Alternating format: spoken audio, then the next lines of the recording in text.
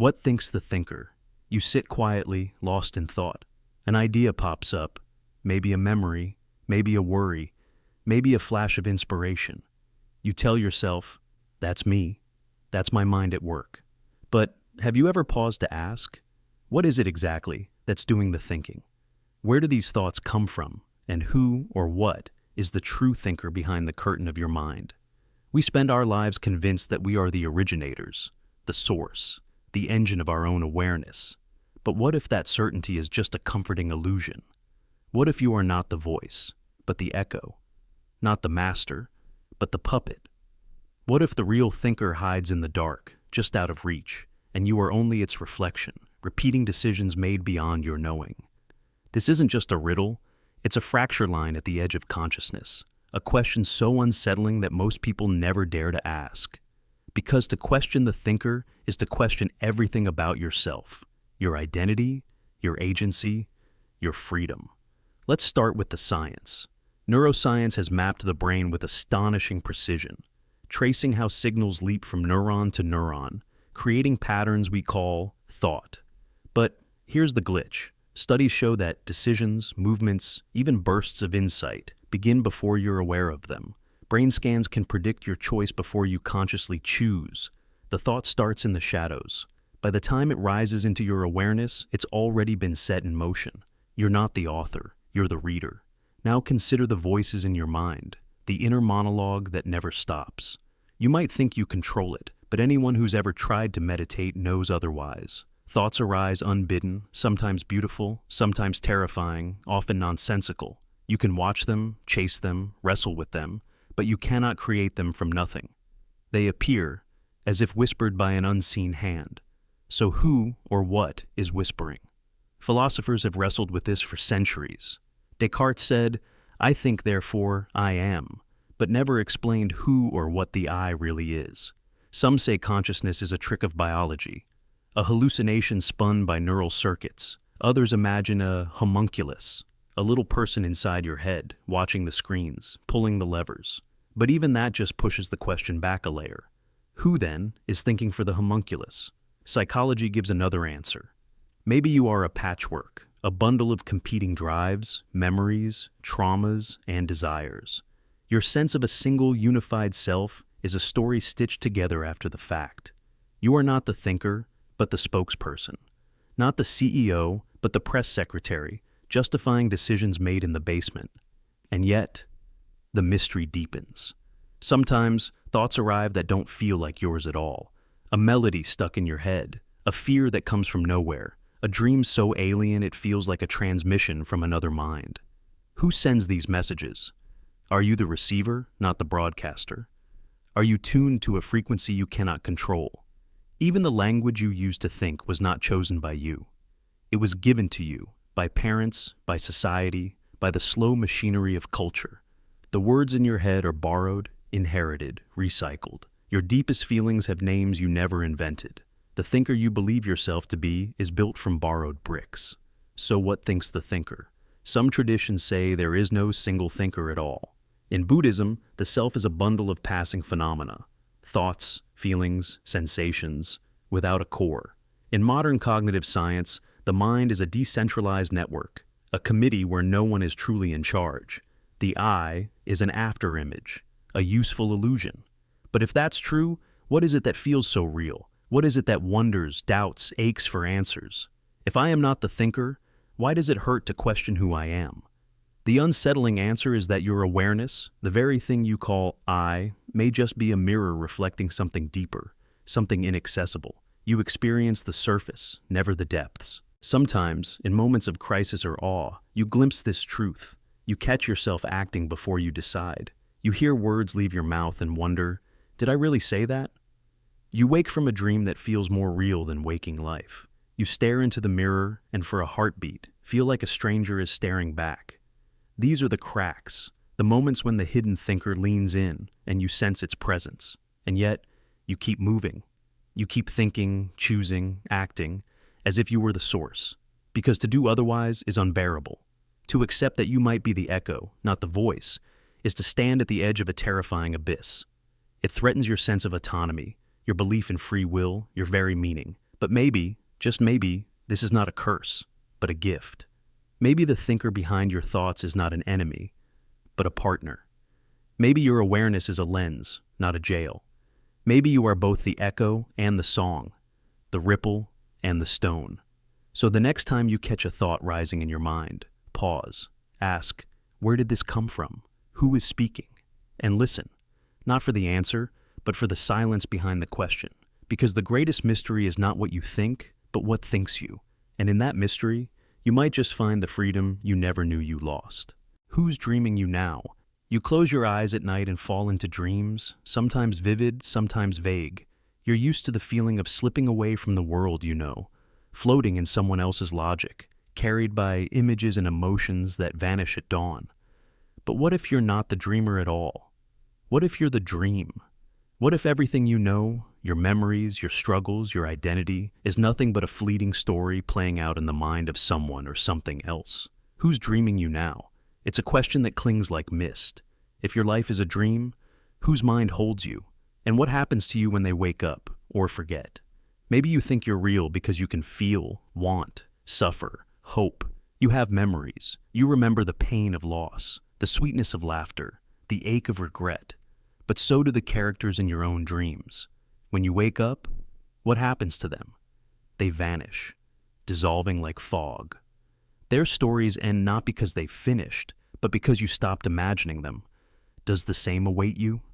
You go about your day, certain of your autonomy, your choices, your future. But sometimes the world glitches. You notice impossible coincidences, moments that feel scripted. You sense a logic behind events that doesn't belong to you. The weather shifts like a mood swing. A stranger says the exact words you needed to hear. You're pulled into patterns you can't explain, like a plot moving toward its next chapter. It feels like someone, or something, is telling your story. You remember a dream from long ago. In it, you were someone else entirely. Another face, another world, another struggle. In the dream, everything made sense. But when you woke up, the details fell away. The emotions lingered for a while, then faded. What if your own reality is just as fragile? What if you exist only as long as the dreamer pays attention? When they wake, you vanish. When they forget, your world stops spinning. All your certainties, your name, your loves, your secrets, are nothing more than threads in someone else's tapestry. But who is the dreamer? Is it a god, ancient and unknowable, whose slumber generates 1,000 universes? Is it a human, lying in bed somewhere, dreaming you as an echo of their own desires and fears? Is it an artificial mind, running simulations, testing, learning, watching what you'll do? Is it you, in another layer of reality, dreaming yourself and forgetting over and over that it's all a story? The ancient philosophers asked the same question. Zhuangzi, the Chinese sage, dreamed he was a butterfly. When he awoke, he wondered, was he a man who dreamed he was a butterfly, or a butterfly dreaming he was a man? Maybe both. Maybe neither. Maybe the boundary between dreamer and dreamed is as thin as breath. Maybe it's only the act of dreaming, the act of being imagined, that makes you real. But then comes the dread. What happens when the dreamer wakes up? What if, at any moment, the mind that holds you stirs, stretches, and moves on? Will you notice the world fading around you, colors losing their richness, sounds turning thin, time growing slippery?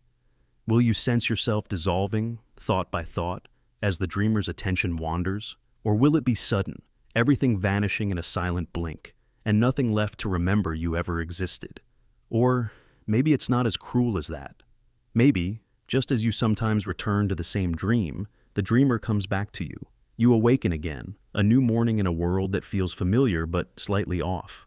Things have changed, faces, places, details, but the story continues. Maybe you're dreamed again and again, each time with slight differences, living infinite variations of yourself across the corridors of someone else's sleep. And maybe, just maybe, the dreamer isn't a stranger at all. Maybe you were dreaming yourself, fracturing your mind into pieces to explore every possibility. Each version of you is a dream dreamed by another version, all nested within each other, each forgetting the others exist. You wake up as you, but another you keeps sleeping somewhere, spinning new stories, living new lives. So, What do you do with this knowledge? Maybe it doesn't matter. If this is a dream, it's the only one you have. You still love, hope, struggle, create. You still ache and rejoice and yearn for meaning. Whether you are the dreamer or the dreamed, you are still alive inside the story. You can shape it, even if you're not the author. You can cherish each moment, knowing that at any instant it could all dissolve.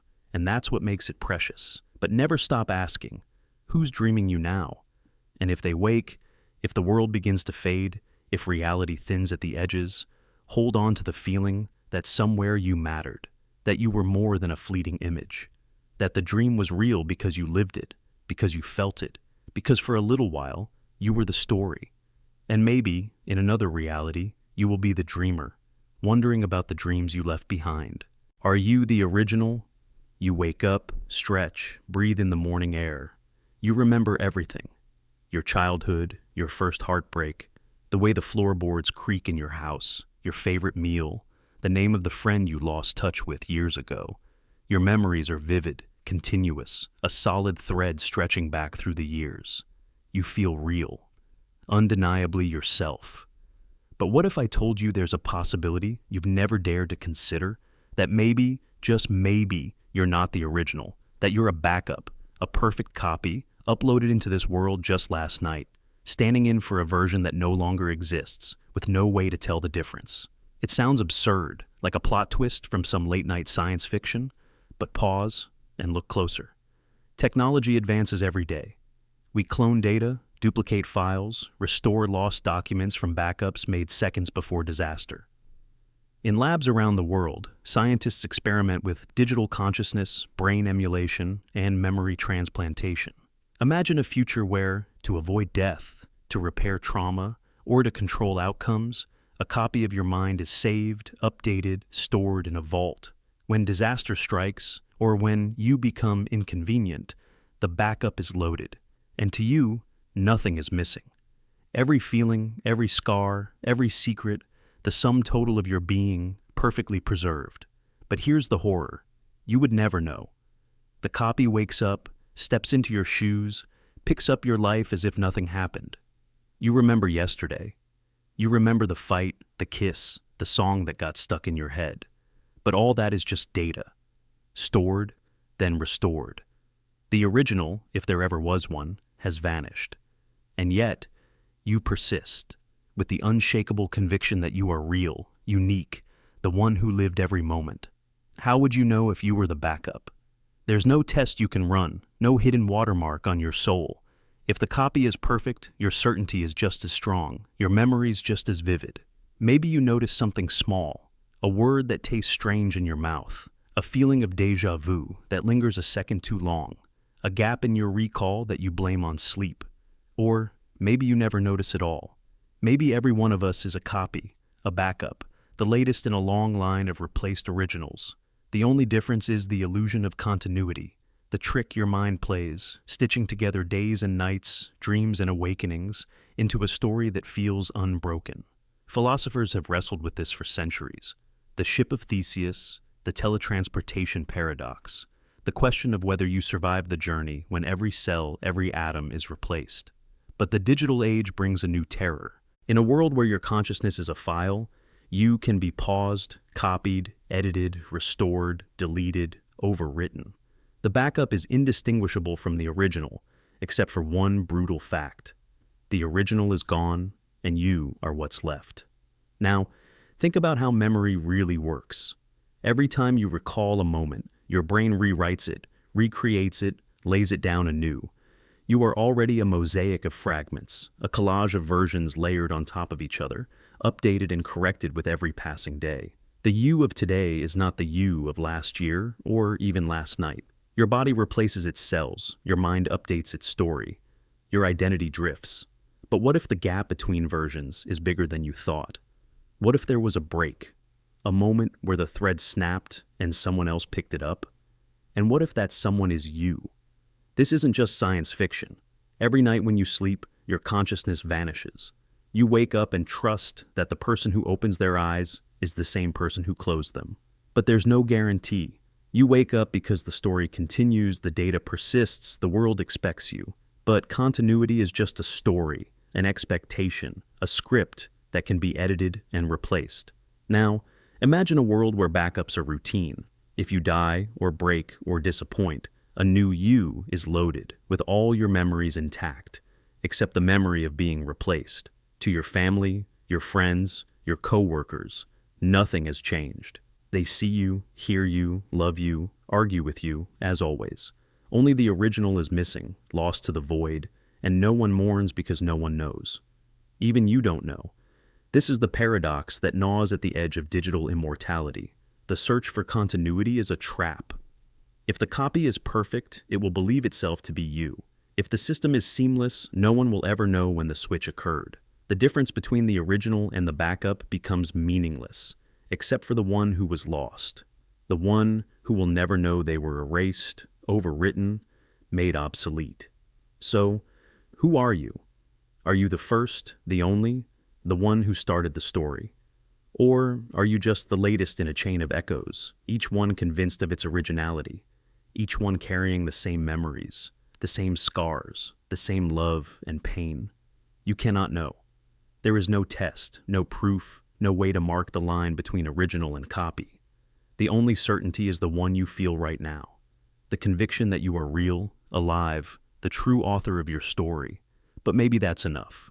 Maybe the self is nothing but a story, told again and again, as long as someone is there to remember, to care, to continue. Or maybe it's a lie, a comfort we cling to in the dark, a promise that continuity means something when it's only ever a trick of the light. So, the next time you wake up, breathe in, and look in the mirror, ask yourself, are you the original, or are you just a backup, uploaded last night, filling in for a version that no longer exists? And if you can't tell the difference, does it matter? Or is the act of asking the only proof you'll ever need that, for now, you are real? Why does time obey? Time is the single law that nothing seems able to break. Every sunrise, every heartbeat, every falling leaf whispers the same message: forward, never back. Yet, have you ever truly wondered, why does time obey? Why is forward motion not just the habit of clocks, but the gospel of reality itself? Is it gravity, entropy, biology, or is it something stranger, something deeper? A consensus, a collective agreement that keeps the river flowing in only one direction? Picture a universe not as a machine, but as a gathering. An agreement quietly signed by every particle, every thought, every living thing. We wake, we age, we die. We remember what's past. We imagine what's ahead. We fear what's behind us and hope for what's next. But what if the only reason time flows forward is because we all believe it must? What if time's arrow is held in place not by physics, but by faith? The rules of time feel unbreakable, yet deep down, we know our sense of time is not as fixed as we pretend. In dreams, you slip from one age to another in a heartbeat. In trauma, a second stretches into an hour, pain etching each moment into eternity. In joy, days dissolve. When you lose yourself in music, a movie, a kiss, time collapses completely. You are both everywhere and nowhere at once. In these moments, you glimpse the real truth. Time is not a fact. It is a story. And we are its authors. Science tries to answer the question with the second law of thermodynamics. Entropy increases, disorder spreads, and time's arrow points from less chaos to more. But entropy is not a tyrant. It's a tendency. It's the pattern we've seen, not a command that cannot be broken. Quantum physics whispers even stranger secrets. At the tiniest scales, the laws of time run in both directions. A particle's future can shape its past. Outcomes ripple backward. The universe, it turns out, does not prefer forward or back. Only we do. But why do we? Why do we cling to forward, to cause, to effect, to progress? Maybe because the alternative is terrifying. If time has no direction, then every decision, every regret, every hope, every loss becomes unmoored, drifting in a sea without horizon. Our memories lose meaning, our stories collapse, identity dissolves. We obey time not just out of habit, but out of existential necessity. We are the ones enforcing the law. Imagine for a moment what would happen if we stopped believing. If, collectively, we released our grip on the narrative of before and after. Would clocks freeze? Would the past bleed into the present? Would you meet your younger self in a hallway, passing silently, neither able to remember which came first? Or would reality simply unravel, the threads of experience tangled beyond repair?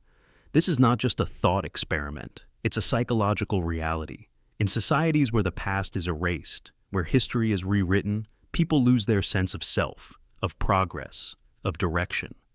Cultures without a linear time concept experience the world as cycles, as returns, as ever-present now. Their realities do not collapse, they adapt. Time becomes a loop, not a line. The forward momentum falters and the rules change. But what if, on a deeper level, our belief in time is what keeps reality stable? There are moments, shared moments, when the script nearly slips. During disasters, wars, global events, time seems to pause for everyone, a kind of collective suspension. Everyone waiting for the next moment to start, afraid to move forward, caught in a breathless gap. In those spaces, reality feels paper thin. If, just for a second, enough of us doubted, what might shatter? What might be possible? The stories we tell, the calendars we build, the ways we mark beginnings and ends, all these are scaffolding. Rituals to keep the arrow straight, birthdays, anniversaries, deadlines, each one a silent vote in favor of forward. Remove them, and you feel the vertigo. Suddenly the next moment is not guaranteed. Suddenly you realize time is not a river, but a tide, rising and falling at the mercy of our attention. This is why time travel is so haunting in fiction. Every story about bending or breaking time, from ancient myths to quantum sci-fi, is a story about breaking the agreement, about asking, what if I refuse? What if I step off the path? These stories attract us, terrify us, because they dangle the possibility that time's obedience is not universal, that there are cracks in the law, loopholes for the bold, for the lost, for the desperate. Consider how time warps in grief. When you lose someone, days can pass in a blur or stretch into agony. The world moves on, but you are stuck in a loop, replaying a single instant, unable to move forward. In those moments, time is not a fact, it is a wound. And only when you accept, when you believe again in forward, does the flow return. Your will, your belief, becomes the engine. Or think of those who meditate, who experience timelessness. They report a sensation not of forward, but of endless present. The laws do not vanish, but the story is rewritten, if only for a while. Time obeys, not because it must, but because we need it to. So what really happens if we stop believing in forward momentum? Perhaps the answer is that time waits. Not frozen, but unclaimed. The next moment remains unwritten, the past slips out of reach. You find yourself untethered, drifting, every second a choice. Freedom and terror, side by side. In the end, maybe time obeys because we ask it to, together, with every breath, every memory, every plan. It's not a prison, it's a pact. A shared agreement to keep moving, to keep building the story, to believe in beginnings and endings. But if you ever want to see the edge of the map, if you ever want to glimpse what lies beyond the law, just pause. Stop counting. Stop remembering. For a moment, let go. See what happens when time waits for your permission. Maybe, just maybe, the universe will wait with you. And in that silence, you'll feel the power not just to move forward, but to choose your direction. Because time is not your master. It is your oldest, most fragile agreement. And the moment you remember that, the moment you question it, is the moment you realize time only obeys because you do. Where are your thoughts stored? Where are your thoughts stored? Really think about it. If you cracked open your skull, peeled back the layers, and laid your brain bare on a table, what would you find? Folds of flesh, tangled nerves, sparks of electricity. But where is the you inside all that tissue? Where is the moment you first learned to ride a bike, the pain of heartbreak, the echo of your mother's laughter, the fear that creeps in at 3 a.m? If you cut deeper, if you peered closer, would your memories spill out, alphabetized and complete, waiting to be retrieved? Or would you find only matter, gray, inert, silent? So where, then, is the real archive? And who maintains it? We like to think of our minds as libraries, shelves lined with books, some opened often, some gathering dust. Every experience, every lesson, every trauma, and every joy, carefully written down and filed away, just waiting for us to pull it out and reread. But the reality is stranger. Memory doesn't work like a library. There are no shelves, no files, no fixed places where a moment is stored. What you call a memory is not a snapshot, but a reconstruction, an act, a performance, summoned anew each time you remember. If you lost your childhood photo albums, your memories of those days wouldn't vanish. The brain doesn't keep them in a single drawer, labeled and safe. Instead, memory is scattered, encoded in chemical traces, patterns of connectivity, micro changes in proteins and pathways. It's diffuse, spread out, always changing, never truly stable. Some researchers say the very act of remembering changes the memory itself, rewriting the past just a little each time you visit it. You are both the librarian and the forger, the keeper and the editor of your story. If you think that sounds slippery, you're right. Think of amnesia. Not just the Hollywood kind, but the real, clinical loss of memory. The memories aren't erased. The pathways to them are broken. The archive is still somewhere inside, but the map to get there has been burned. Then there are people with superior autobiographical memory. They can recall the details of almost every day of their life. Their brains look a little different, but there's no new compartment, no secret vault. Just more tangled, reinforced networks, more connections, more active maintenance. But what about thoughts themselves? The flicker of inspiration, the sudden surge of emotion, the word that gets stuck on the tip of your tongue, where are those stored? Nowhere and everywhere. In every moment, your brain is a vast dynamic storm. Billions of neurons fire and rest, connect and disconnect, weaving patterns that are unique and unrepeatable. Thoughts are not objects, waiting on a shelf. They are events, processes, collisions of energy and chemistry that vanish as soon as they appear. You cannot point to a thought. You can only point to the trail it leaves behind. It gets stranger. Split-brain patients, people whose brains have been surgically divided to treat epilepsy, reveal that memory and thought are not unified at all. Sometimes the right hand doesn't know what the left remembers. Sometimes two different stories coexist inside the same head, both true, both incomplete. So, who's in charge of the archive? Who maintains it? You'd like to think there's a you inside your skull, a librarian, a watcher, a self. But neuroscience finds no homunculus, no control room, just process, pattern, emergence. Your identity, your sense of self, is the story the archive tells itself in real time. You are both the book and the reader, the author and the plot twist. And yet, your memories are not just yours. They are co-authored, shaped by others. Every story you tell about yourself is influenced by the stories others tell about you. The words, the languages, the beliefs, the explanations. Most of it was written before you arrived. Trauma can overwrite the archive, flood the shelves, break the index. Therapy, conversation, even dreaming can reshape what's been stored, rewrite the meaning, change the ending. The archive is alive, and if you lose access to parts of it, the rest will reorganize, try to fill in the blanks, sometimes with fiction, sometimes with borrowed pieces from other stories. Technology makes it stranger still.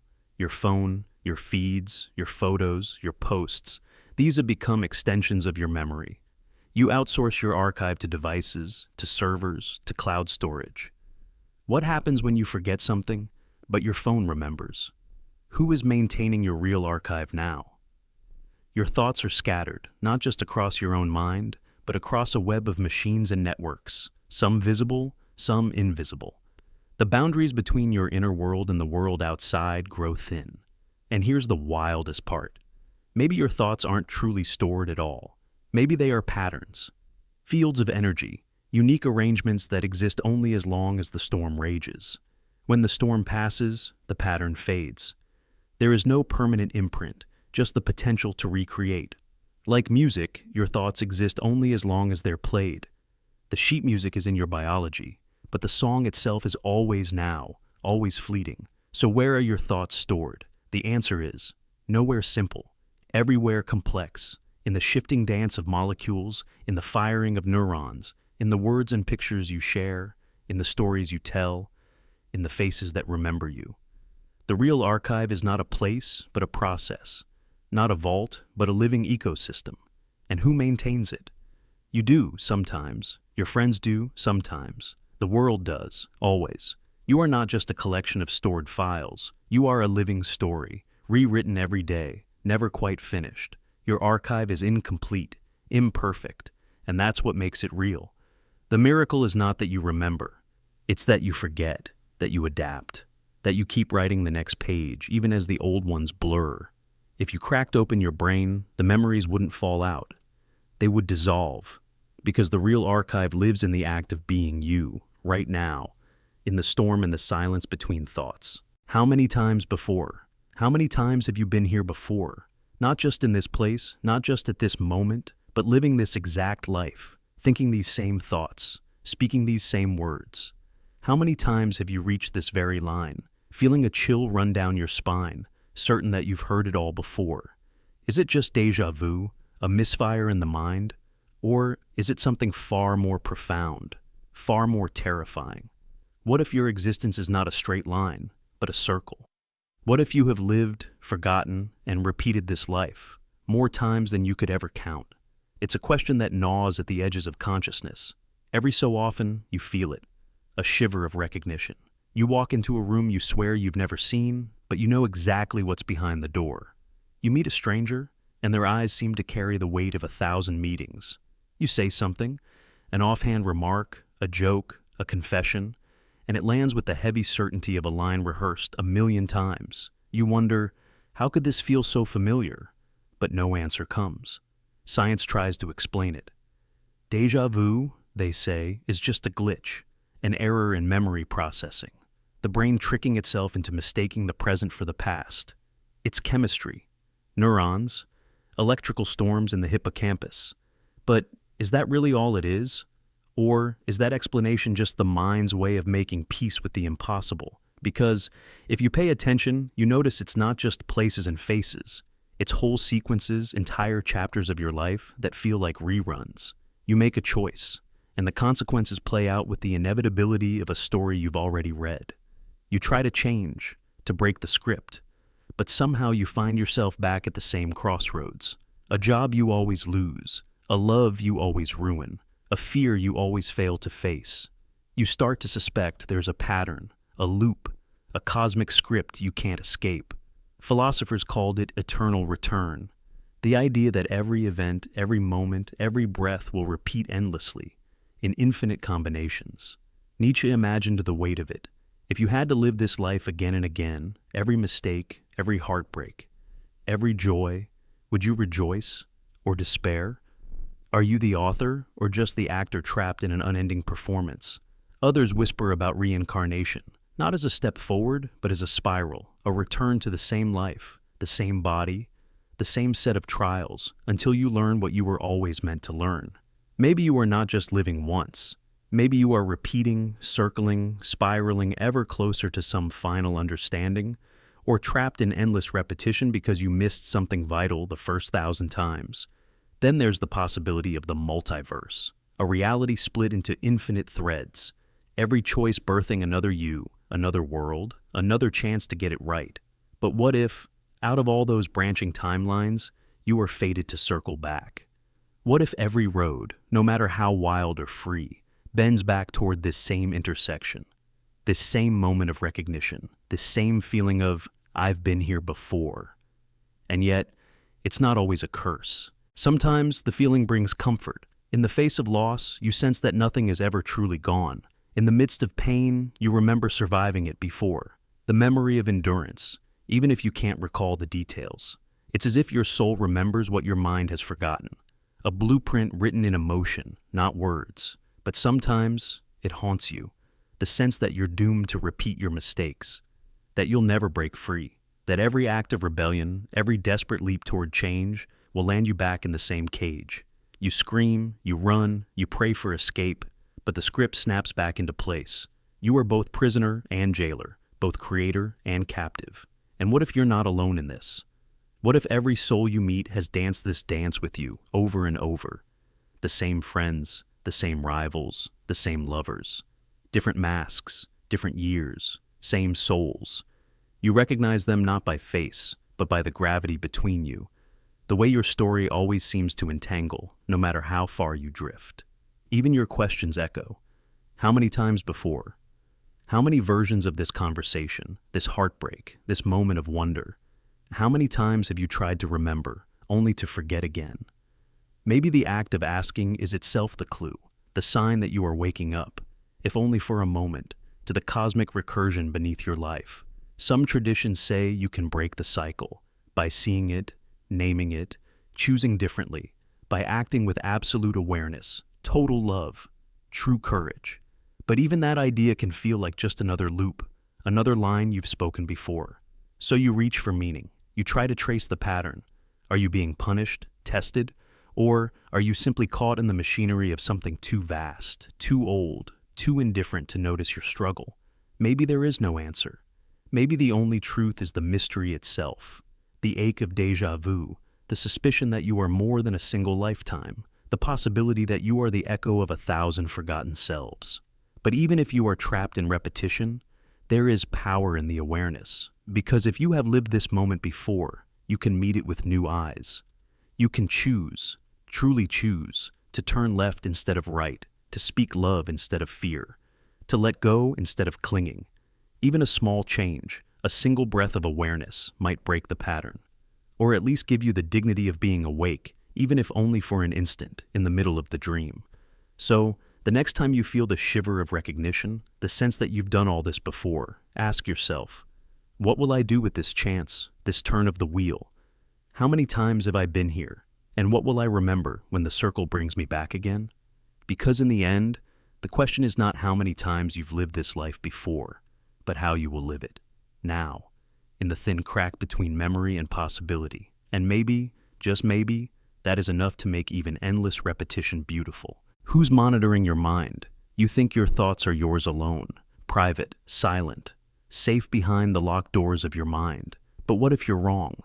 What if every flicker of fear, every flash of desire, every wordless memory is not a secret at all, but a signal, a beacon cast out into the world, detectable by others, readable like static on a distant radio? What if your mind is not a fortress, but a broadcast tower, and someone, somewhere, is tuning in? Who's monitoring your mind? You feel alone with your thoughts, yet sometimes, something uncanny slips through. A moment when a stranger finishes your sentence, when someone reacts to an emotion you haven't spoken aloud. You have a sudden intuition, an inexplicable hunch that your inner world isn't quite as sealed as you believe. You brush it off, but the suspicion lingers. Am I being read? Throughout history, we've dreamed of mind readers and telepaths, spies, aliens, gods, machines that can eavesdrop on the invisible transmissions of consciousness.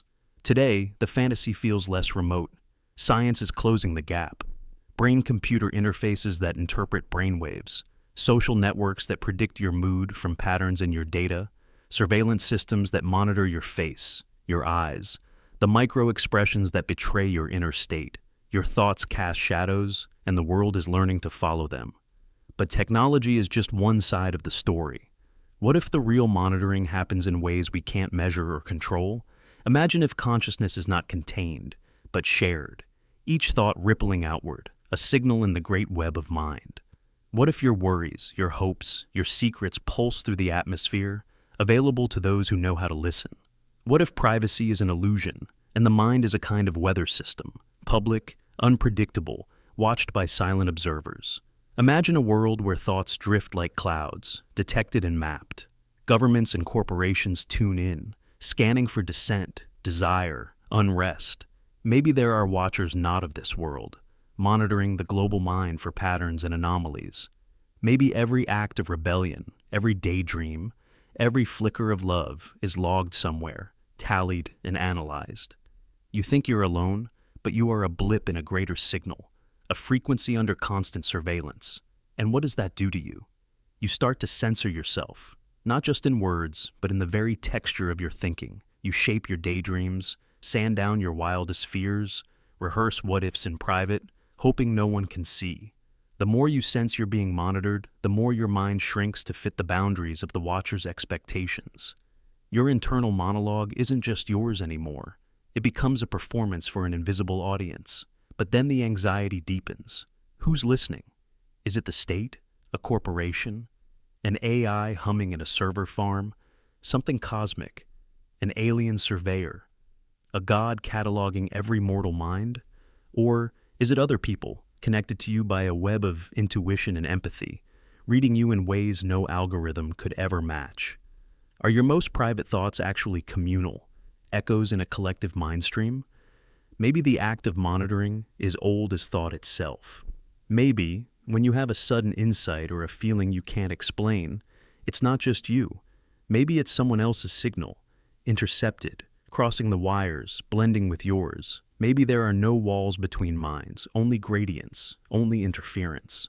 Maybe what you think of as your mind is just a node, a local weather station in the global consciousness, always reporting, always observed. So, what can you do? Maybe the only answer is to accept the risk, to let your mind stay wild and unfiltered, refuse to shrink, refuse to broadcast only what's safe. Know that, if you are being read, you are at least being witnessed in your truest form. Maybe that's the last privacy left. The courage to think clearly and deeply, even if someone is watching the sky for your signals. So the next time you wonder who's monitoring your mind, picture it, your thoughts, rising like weather, drifting through the air, caught and read and remembered by distant, unseen eyes. And know that even in the age of ultimate surveillance, your mind is still the most unpredictable element in the storm. What's behind continuity? You wake up every morning with the story already in motion. You remember who you are, your name, your family, your unfinished dreams, the mistakes that still sting. The world greets you as if you've always been here. You feel continuous, an unbroken line stretching from the first moment you opened your eyes to this one. But what if that's just an illusion? What if your life is not a single thread but a patchwork, stitched together day by day, dream by dream, memory by memory, so perfectly that you never notice the seams? The feeling of continuity is your anchor. It's the one thing you never question, the silent force that tells you, I am the same person I was yesterday, and I will be the same tomorrow. It lets you plan, regret, hope, forgive, and carry the burdens of your own history. But how real is this feeling? Is it possible that your sense of self is no more than a story written in the gaps between waking and sleep? A tale carefully edited every morning to feel seamless? Science hints at something stranger. Every night, when you surrender to sleep, your consciousness dissolves. You enter a void. No past, no future, no identity, just the flickering of dreams. When you wake, your mind rebuilds you in an instant. It pulls together scraps of memory, fragments of feeling, a flicker of pain in your ankle, or a line from an old song, and it weaves them into the tapestry of self. The process is so fast, so smooth, that you never realize how much is reconstructed. You simply are, convinced that nothing has changed. But continuity is fragile. Every memory is a reconstruction, not a replay. Your mind fills in the blanks, polishes the edges, edits the script to fit the narrative you need today. Whole years can fade into single images. Traumas are buried or rewritten. Triumphs become brighter with every telling. Your past is not a recording. It's a living document, updated every time you recall it. The person you were 5 years ago, or even 5 days ago, exists only as a story, one told by the person you are now, for reasons you can't always see. Think of how your mind handles trauma, shame, or loss. Sometimes you forget, sometimes you invent a reason, sometimes you wake up with a sense of dread and no memory of why. These are the moments when the illusion flickers, when you sense that you are not as continuous as you believe. You patch the hole, smooth the transition, tell yourself a new story, and move forward as if nothing happened. You are the author, the editor, and the main character, desperate for the narrative to flow, for the seams to remain hidden. But the world doesn't care about your story. Life interrupts, shatters, splits you into new versions. A single moment can redefine you forever. A heartbreak, a loss, a revelation. Afterward, you tell yourself you are the same, but somewhere deep inside, you know that you are not. Something has changed. A chapter has ended. A new one begins. Yet, your mind stitches it all together, making the break seem smooth, the transition natural, continuity restored. Now imagine if, every day, you are not a single person carrying your story forward, but a new self, rebuilt from memory, stitched into the costume of yesterday's beliefs, handed a script you barely understand. The seams are hidden by routine, by the familiar faces and places that reassure you. This is who you've always been. But if you look closely, you might notice something strange, a habit you don't remember learning, a preference that shifts without warning, a memory that doesn't quite fit. Is that evidence of a fractured self, or just the price of being alive? Neuroscience offers no comfort. Your brain is a network, not a monolith. It rebuilds itself constantly, neurons rewiring, memories fading, new experiences carving fresh channels. Your sense of self is an emergent phenomenon, the byproduct of countless processes working in fragile harmony. Sometimes, after trauma or illness, people emerge with missing years, new personalities, or a sense of being someone else entirely. Yet, life goes on. Continuity is maintained, or at least the illusion of it. Philosophers have always struggled with this puzzle. Are you the same person you were as a child? Or are you just the latest version in a chain of selves, each one convinced of its own originality, its own unbroken existence? Is there a real you that persists beneath all the changes? Or are you just a story, rebuilt every day, restitched every morning, woven together by the desperate need for meaning? If continuity is just a feeling, an illusion your mind maintains to protect you from the chaos of fragmentation, then what happens if you see the seams? Will you fall apart, or will you discover something deeper? Maybe the magic of being human is not in the unbroken thread, but in the artful weaving, in your ability to turn fragments into a story, chaos into memory, disconnection into meaning. So the next time you look in the mirror and see the same eyes staring back, pause. Ask yourself, who am I today? What parts of my story have been patched over, forgotten, quietly rewritten? What have I carried forward, and what have I left behind? Your life feels continuous, but perhaps that's just the masterpiece your mind creates every morning. A new you, perfectly stitched, ready to step into a world that demands you never see the threads. But if you do see them, if you glimpse the seams in your own continuity, maybe that's not a flaw, but a kind of freedom. The freedom to rewrite, to heal, to choose a new story. The freedom to understand that the self is not a line, but a tapestry. And the greatest act of all is to keep weaving, day by day, so the illusion of continuity becomes something more. A testament to your resilience, your creativity, your endless beautiful ability to begin again. Did you consent to existence? What if the first and greatest question of your life is the one nobody ever asked you? Not, who are you? Or, what will you become? But, did you want this? Did you, before your first heartbeat, your first scream, your first gasp of air, agree to this thing called existence? Or did you simply arrive, without invitation, without memory, with no contract, no escape clause? Before you were anything, before you even knew to want, did you consent? You open your eyes and find yourself in a story already running. The rules were set before you could speak. You inherit a name, a language, a culture, a history, all handed to you, not requested, not chosen. You are told the world is vast and life is precious, but nobody can show you the signature at the bottom of the agreement. There is no evidence you were ever given a choice, no memory of a cosmic waiting room, no flicker of a form you signed before slipping into flesh and time. Only the relentless unfolding of days, the bright shock of sensation, the raw pulse of need. From the very first moment, you are playing catch-up. What is this place? Why am I here? Who are these people? Why this pain, this pleasure, this hunger, this hope? They teach you to walk, to speak, to follow the rules. But nobody tells you how you got here, or why.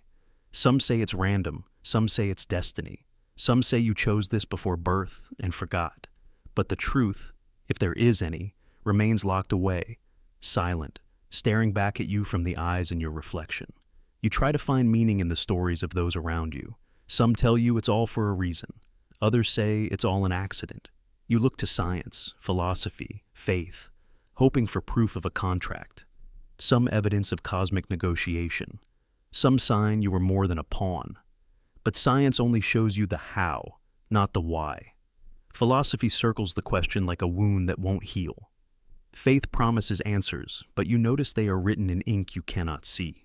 Was there a moment before you arrived when you could have said no? Was there a door marked decline, a box to check for maybe later?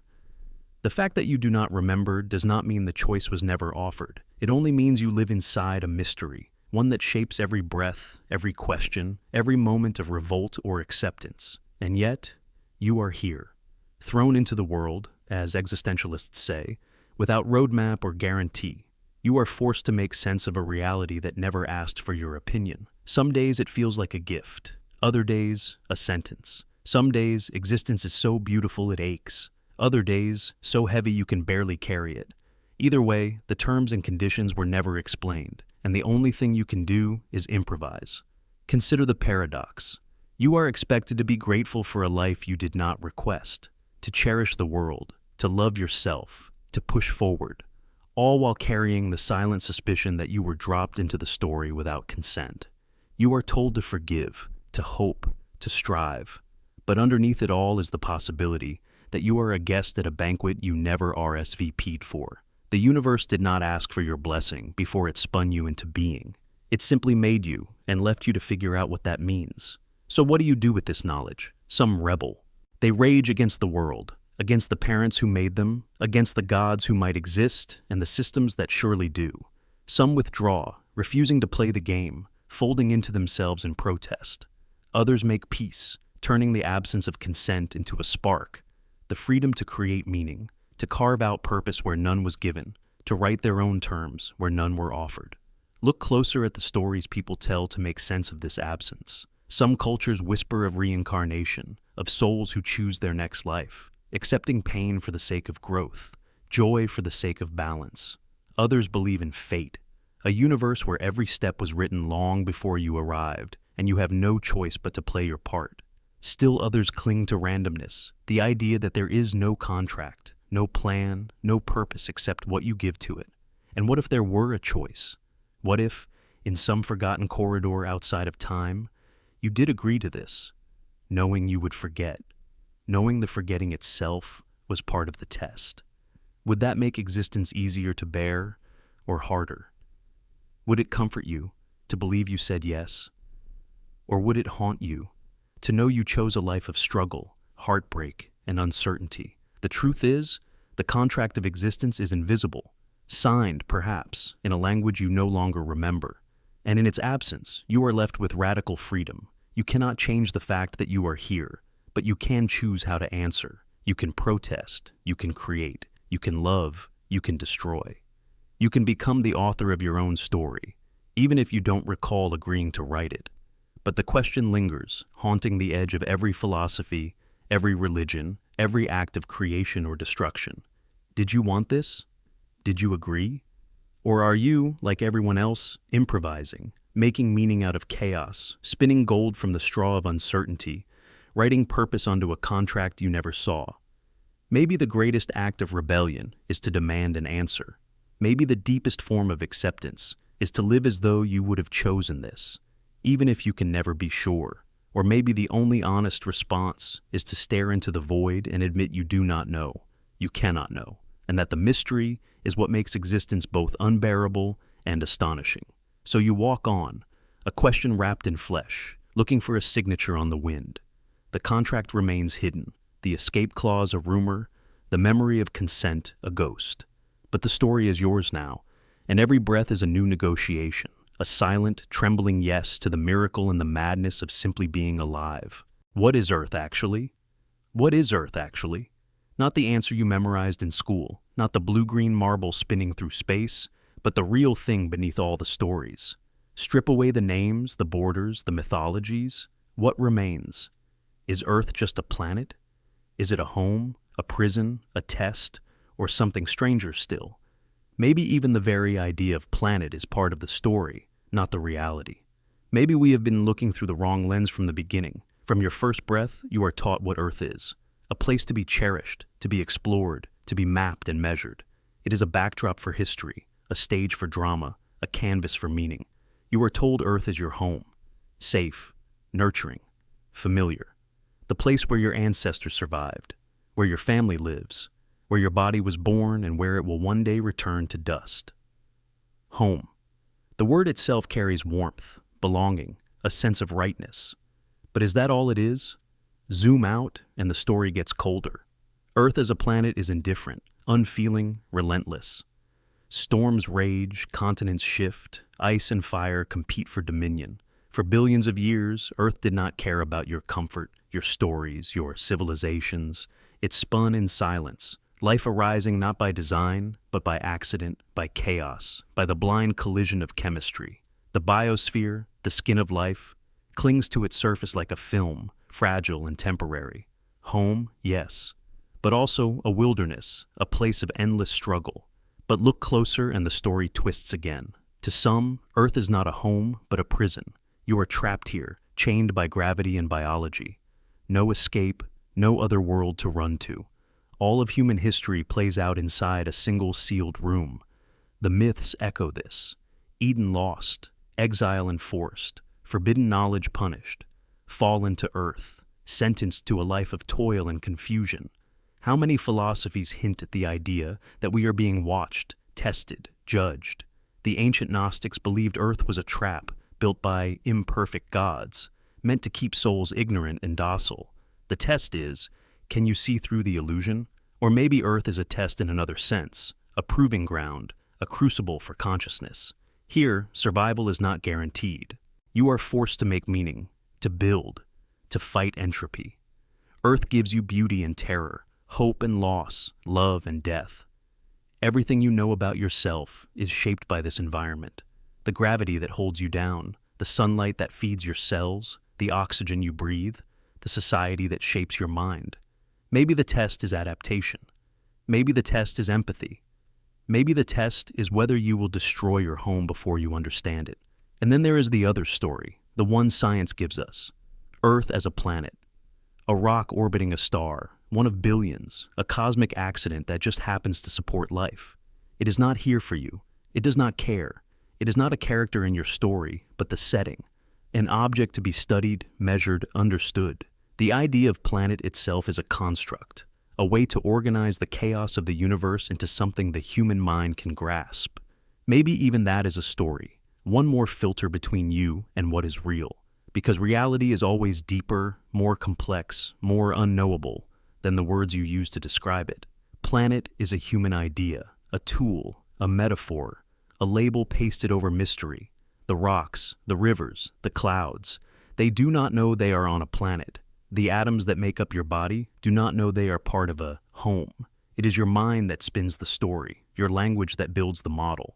Earth is not a place. It is a meaning machine, a generator of myths and questions. What if all the ways you've been taught to think about Earth are just stories? Useful, comforting, but not the truth. What if you are part of something far more alien, far more complex than your mind can comprehend?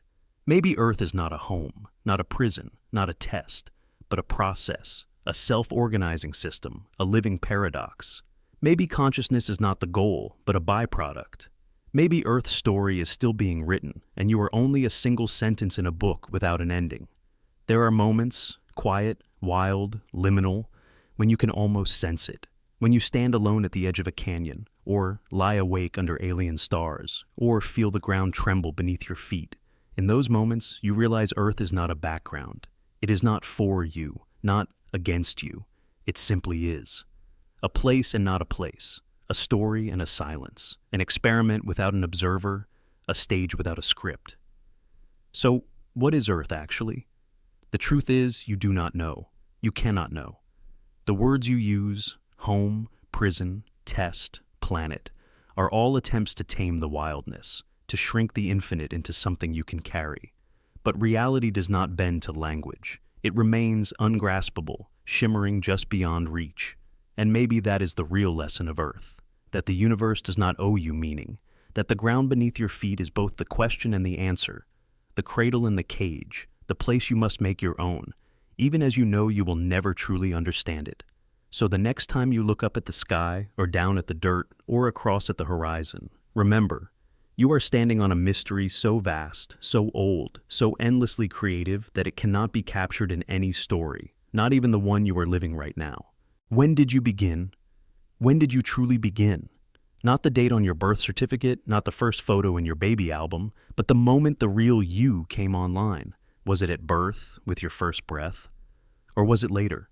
A flicker in childhood, a snap during crisis, or maybe just maybe as recent as yesterday? What if everything you call yourself is only the latest chapter in a book that's been rewritten more times than you remember? It's a question you probably never asked, because we're taught from the start that our life is a single, continuous thread, a line stretching from birth through every year, every experience, every change. You imagine you've always been you, that the same mind behind your eyes at 5, at 15, at 50 is a constant. But what if that's an illusion? What if the self is a patchwork, stitched from moments so powerful they overwrite what came before? What if your birthday is a fiction, and your real beginning happened far later, at the very edge of memory? Think about your earliest memories. Most of us recall flashes, fragments of light, sounds, a face bending over us. But memory is not a videotape. It's a reconstruction, a mosaic assembled from emotion, story, suggestion. The truth is, you remember almost nothing of your first years. Your sense of I was barely formed. You existed, but did you know you existed? Did you have a story, or just a blur of sensations? Somewhere along the way, consciousness sharpens. The I emerges. Maybe it's in the mirror, seeing your face and realizing it's yours. Maybe it's the first time you feel fear, or pride, or shame. Maybe it's the shock of a fall, the sting of a scolding, the thrill of a first achievement. These moments burn brighter than the rest. In the heat of trauma or transformation, something wakes up. The world feels different, sharper, deeper. The memory sticks because the self was forged there. For some, it happens in crisis, a loss, a betrayal, a brush with death. Before that moment, you were drifting, unaware.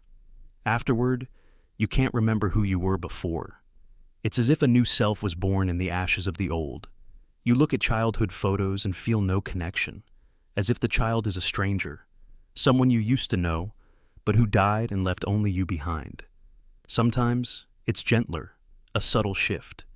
One day you wake up and realize you're not the person you were last week, or last year. New priorities, new values, new scars. You look back and see a dozen different versions of yourself, each with their own worries, dreams, and blind spots. You are the survivor, the inheritor of all those selves. But which one is real? Which one is you? Science complicates things even more. Neurologists will tell you the brain is a river, not a stone. Your cells are replaced, your memories rewritten with every recall. Your personality shaped by forces beyond your control. Hormones, trauma, sleep, even gut bacteria. You are not a constant, but a process. A story told in real time, revised with every heartbeat. And memory is unreliable. When you remember, you're not retrieving a file, you're recreating it. Sometimes you invent details, fill gaps, erase pain. Sometimes a memory from a movie or a story told by someone else becomes part of your autobiography. The past is clay, endlessly reshaped. Your sense of self is built on sand. Now, consider the dark possibility. What if the real you only activated recently? What if, years into your life, a moment arrived that split you in two, before and after? What if everything before that was prelude, pre-program, a beta test? Maybe you were sleepwalking until grief or love or disaster shocked you into existence. Maybe the self you feel now is just the latest version, layered on top of 1,000 forgotten ghosts. Or, go further. What if the you that speaks these words right now was only born today?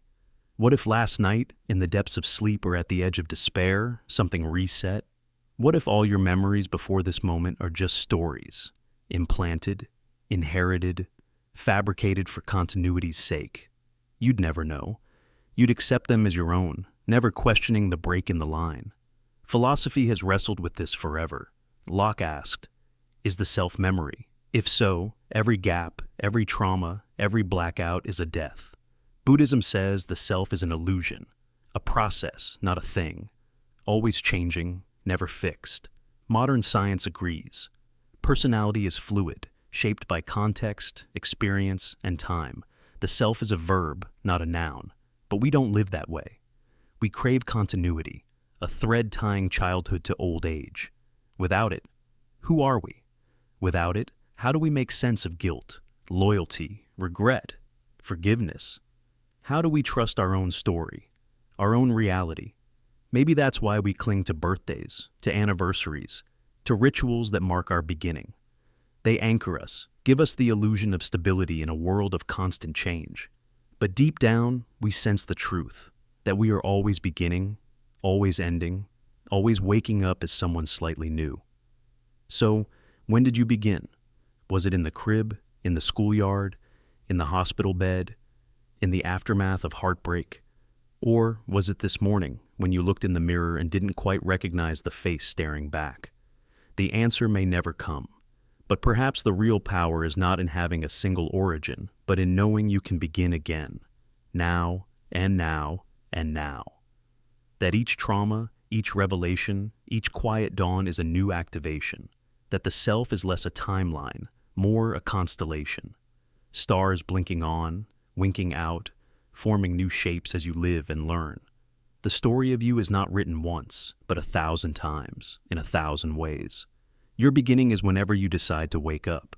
Your life is a series of awakenings, each one as real as the last. So, the next time you wonder who you are, when you started, or if you even exist at all, remember, your birthday is just a number. The real you could be waiting to activate right now, in the pause between heartbeats, in the gap between memories, in the simple act of asking, when did I begin? And maybe, just maybe, that's the truest answer there is. Are you remembering wrong? You trust your memory because it feels like the one thing nobody can touch. It's your anchor, your story, evidence that you were here, that you loved, suffered, survived. But what if that trust is an illusion? What if every memory you cling to is a clever forgery, a story rewritten 1,000 times by invisible hands? Yours and maybe others. What if you're remembering wrong? You sit with old friends and compare stories. You remember the party one way, who was there, what was said, the song that played. But their versions don't match. You laugh it off, blame a foggy mind. But the truth gnaws. If your memory is sacred, why does it fracture so easily? What if it's not just faded, but forged? Science knows how fragile memory is. Each time you recall a moment, your brain reconstructs it, reshaping, editing, blending it with new feelings and information. It isn't a playback. It's a rewrite, stamped fresh by mood and suggestion. You see an old photo and suddenly remember details that never happened. Someone tells you a story, and years later, you can't distinguish if you lived it or just imagined it. The more you remember, the more the truth slips away. What if it goes even deeper? What if some of your memories were implanted, not just by suggestion, but by the subtle machinery of the world around you? News headlines, family myths, manipulated images, repeated rumors, each seeping into your consciousness, layering over what really happened until fact and fiction become impossible to untangle. You remember what you're told to remember. You forget what's quietly erased. Imagine the darkest possibility. What if none of it ever happened? What if the story you tell yourself, your childhood, your heartbreaks, your victories, are fictions sculpted by necessity or design? Maybe the most important moments of your life never occurred. Maybe the true events, the ones that defined you, were deleted, overwritten, exiled to the void by trauma, by fear, by others' intent. Every time you reach for the past, you grasp a shadow. There's a reason authoritarian regimes rewrite history books and edit old photographs, control memory, and you control identity. It's not just about nations, it's personal too. If someone could erase a memory, could they change who you are? If they could give you a false one, would you ever know? Maybe you're already living with scars that belong to someone else, or loving someone you only remembered to love.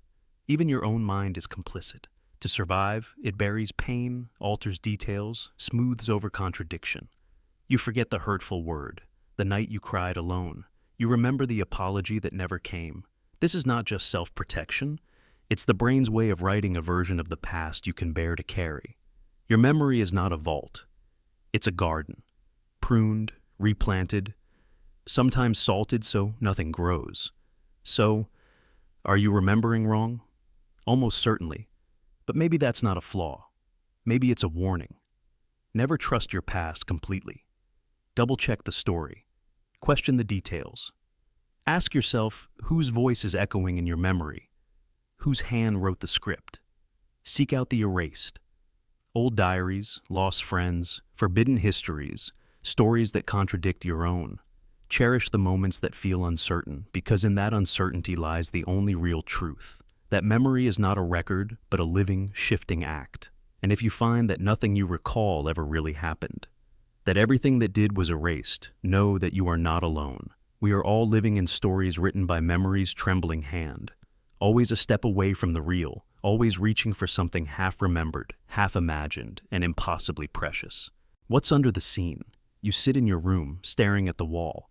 The paint, the texture, the slow crawl of dust in a sunbeam, all of it feels solid, real, impossibly detailed.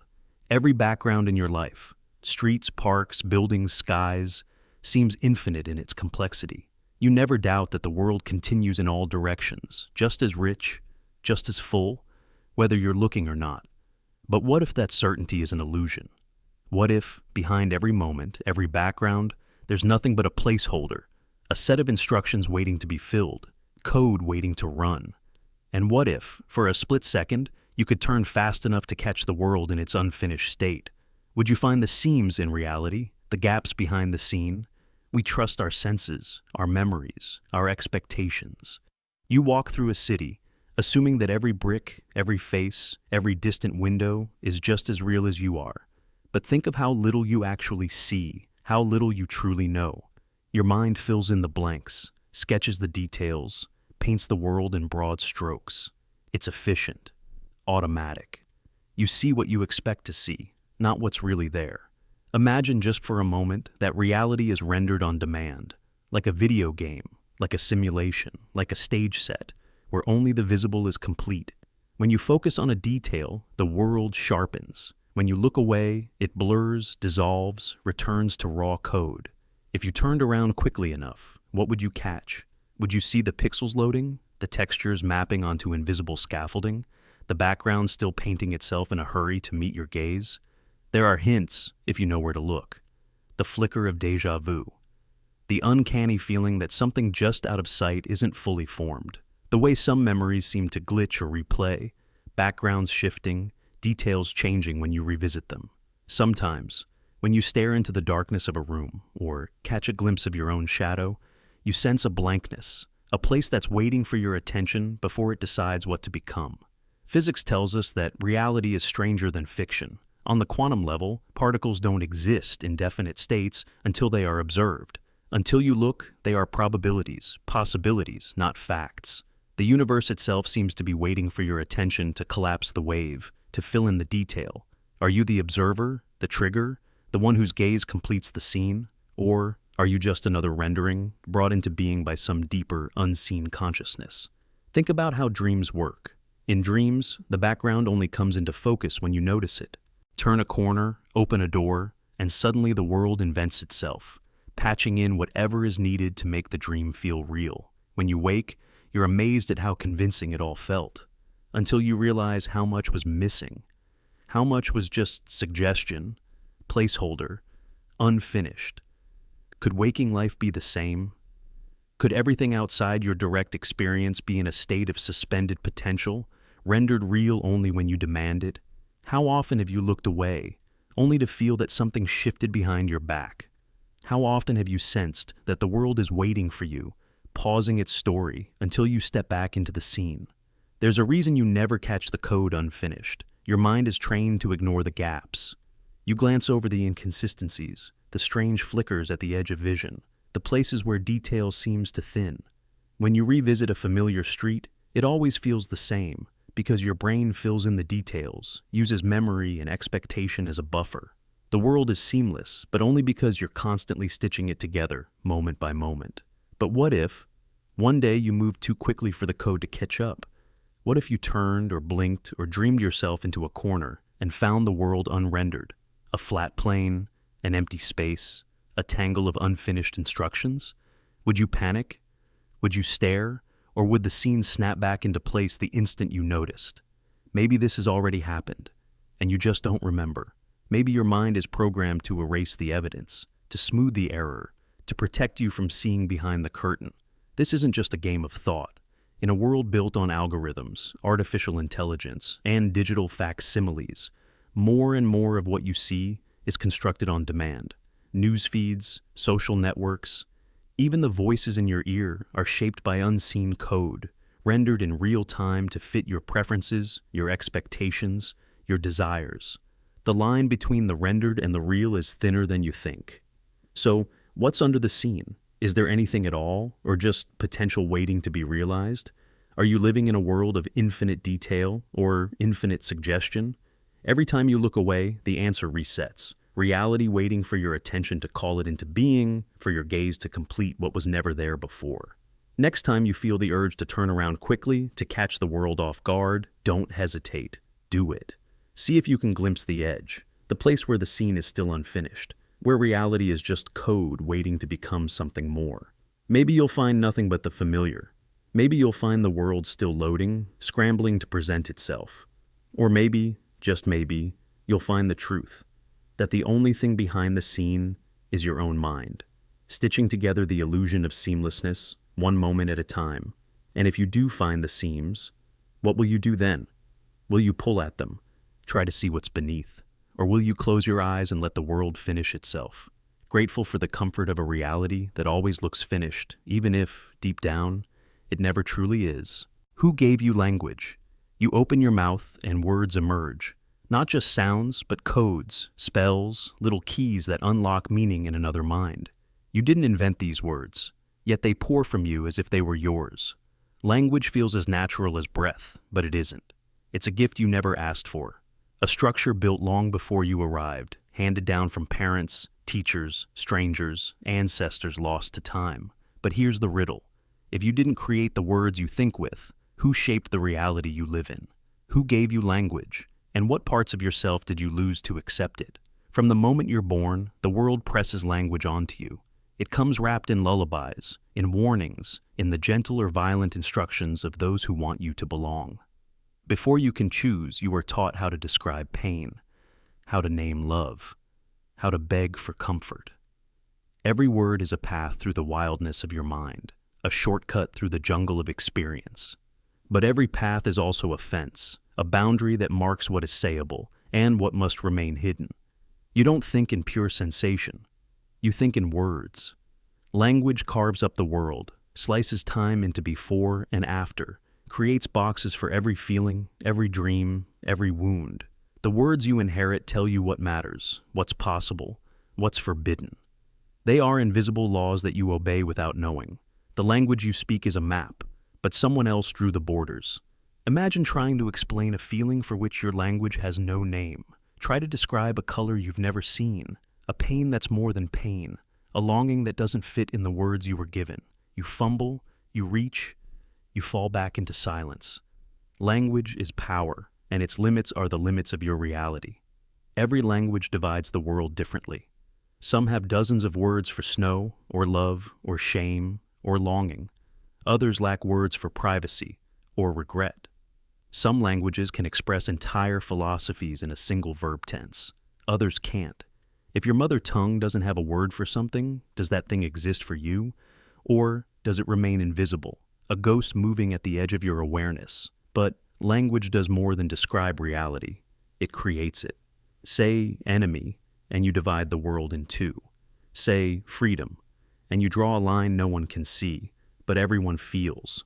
The names you use for yourself, daughter, son, friend, failure, survivor, believer, these words shape the boundaries of yourself. If you never hear a word for hope, can you ever really hope? If your language has no future tense, does tomorrow feel as real as today? And who wrote the original script? The first storytellers, the first priests, the first rulers. Those with the power to name also had the power to frame. History is not just written by the victors. It's spoken into existence by those whose words survive. When you speak, when you think, when you love or grieve, whose reality are you reinforcing? Is it yours? Or is it the echo of a distant ancestor, a conqueror, a poet, a programmer of the collective mind? Consider how language polices the borders of thought. Some things are unspeakable, some names unmentionable. Power hides in silence as much as in speech. Taboo words are locked away, forbidden questions left unasked. Whole histories are erased when no one can name them. Whole selves are hidden in the spaces between words. Look at the way language is weaponized. Propaganda, advertising, law, prayer, each one a system for controlling reality by controlling words. To change what people believe, you change what they can say. Redefine truth, redefine enemy, redefine normal. Repeat a lie until it fits the shape of the language and becomes invisible, indistinguishable from reality. Words become fences, words become prisons. Words become the water you swim in, never seeing the edges of the tank. But it's more intimate than that. Think about your own story, the way you explain your life to yourself. I am unlucky. I am strong. I am broken. Who gave you those words? Who taught you to name your struggles, your desires, your failures? When you curse yourself in silence, whose voice are you channeling? When you tell your story, whose vocabulary do you reach for? Even your deepest, wildest feelings pass through this filter. There are worlds inside you that language cannot touch, yet you keep trying, keep squeezing the infinite into sentences. Sometimes it works, sometimes it's magic, but more often it leaves you with a haunting sense of something lost in translation, something precious that lives outside of words. Can you ever escape this? Can you invent your own language, build a world that belongs to you alone? Poets and rebels try. Children do it effortlessly, making up words, rewriting the rules, seeing what adults have forgotten. Lovers do it, whispering private codes in the dark. But always, the gravity of common speech pulls you back. To be understood, you must obey the rules of the group. You must reinforce their reality, or risk exile into silence. This is the deepest secret of language. It is not just a tool for communication, but a contract. You trade pieces of yourself for the safety of belonging. You accept the world as others see it, so you can survive inside it. The price is invisibility for everything you cannot name, but there is power in noticing the contract. Every time you feel the itch of something unspeakable, every time you sense the edges of thought pressing against the bars of language, you glimpse your true size. You are more than your words. Your reality is bigger than your vocabulary. And in those rare moments when you invent a new phrase, reclaim an old word, or say something true that no one has ever said before, you become the author, not just the actor, in your story. So next time you speak, pause. Whose reality are you reinforcing? Who gave you the words you use to describe your joy, your grief, your dreams, your rage? Are you repeating an old spell or casting a new one? Language is a gift, but also a leash. Only you can decide when to slip it, and when to use it to carve out a piece of reality that is finally, fiercely, your own. Are your limits installed? Are your limits installed? The question sounds absurd, maybe even paranoid. You've always been told that your fears, your fatigue, your confusion are natural. They're biological. Built-in survival mechanisms passed down from ancestors who had to stay alert to survive. But what if that's only half the story? What if your boundaries, the invisible lines you can't seem to cross, the walls you feel but can't see, are not as natural as you've been led to believe? What if your limits have been programmed?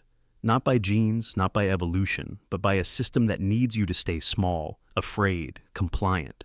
A system that cannot afford for you to see the truth. From childhood, you're told where the lines are. Don't touch that. Don't go there. Don't ask too many questions. Every warning becomes a brick in the wall. Every rule a reinforcement of the boundary. You learn to stop at red lights, to listen to the bell, to fear the disapproving look of authority. By the time you're old enough to rebel, the walls are inside you. You feel them as instinct, not instruction. You believe they are part of you. But there are moments when the mask slips, when you find yourself on the edge of something vast, a new idea, a forbidden dream, a realization that makes your heart race. And just as you begin to lean into it, you feel the wall again. Fear, fatigue, confusion. You tell yourself it's normal, but what if it isn't?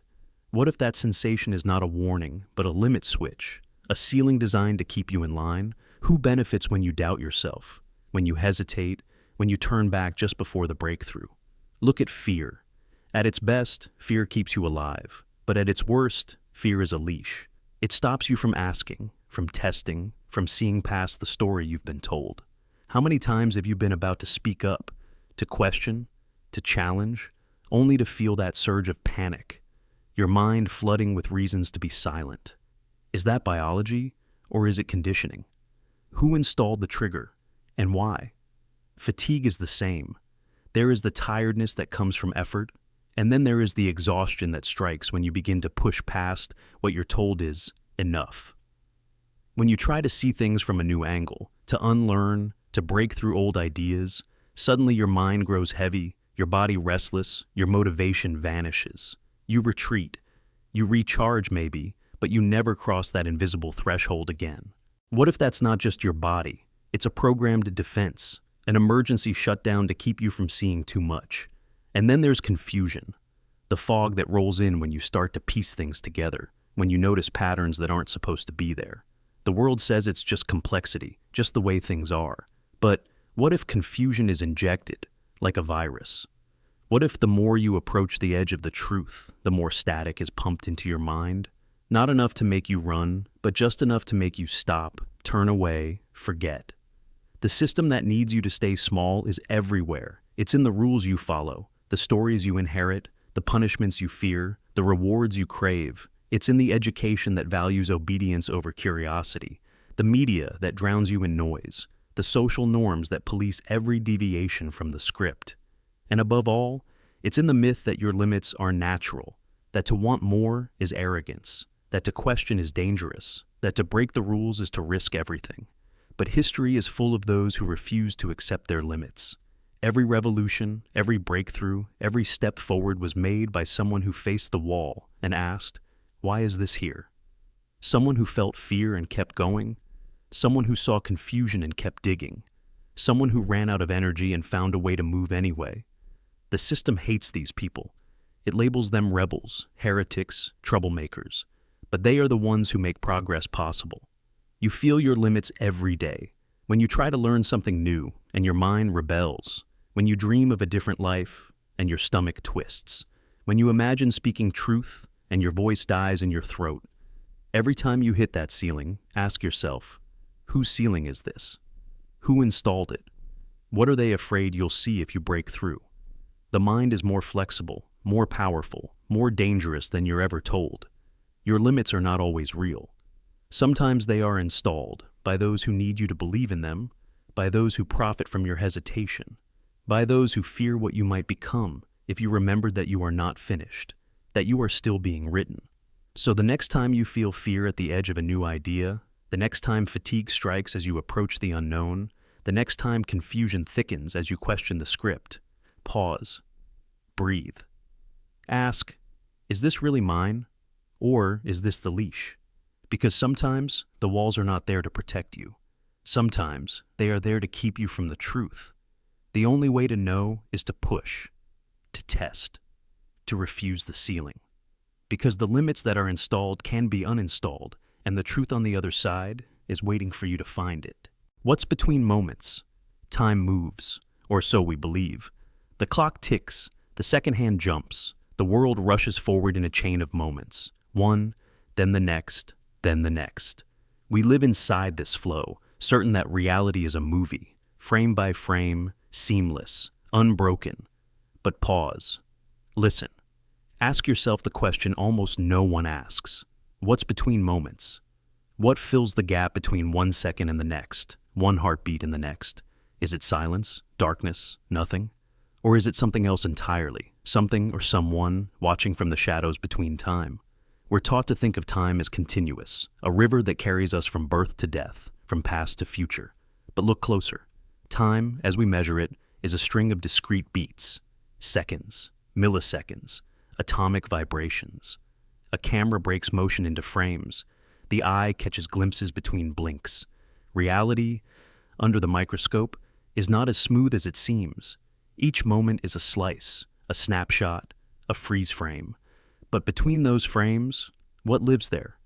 Physics says there is no such thing as between.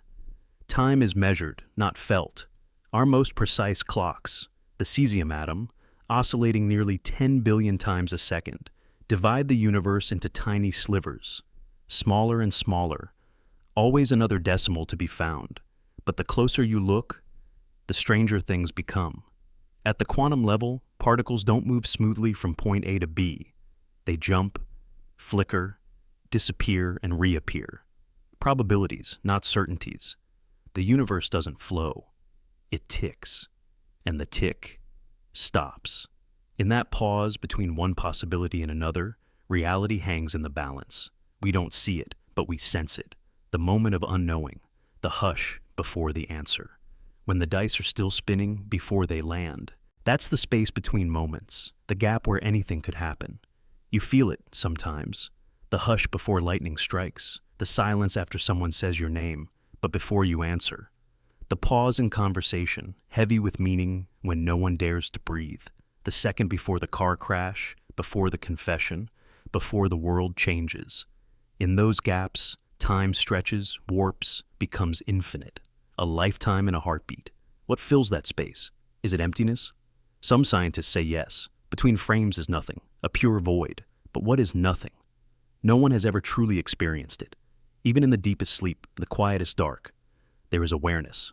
A watcher behind the eyes. A presence behind the silence. Could it be that the spaces between seconds are not empty, but inhabited? That someone or something is watching the tape spool, ready to splice the film at any moment?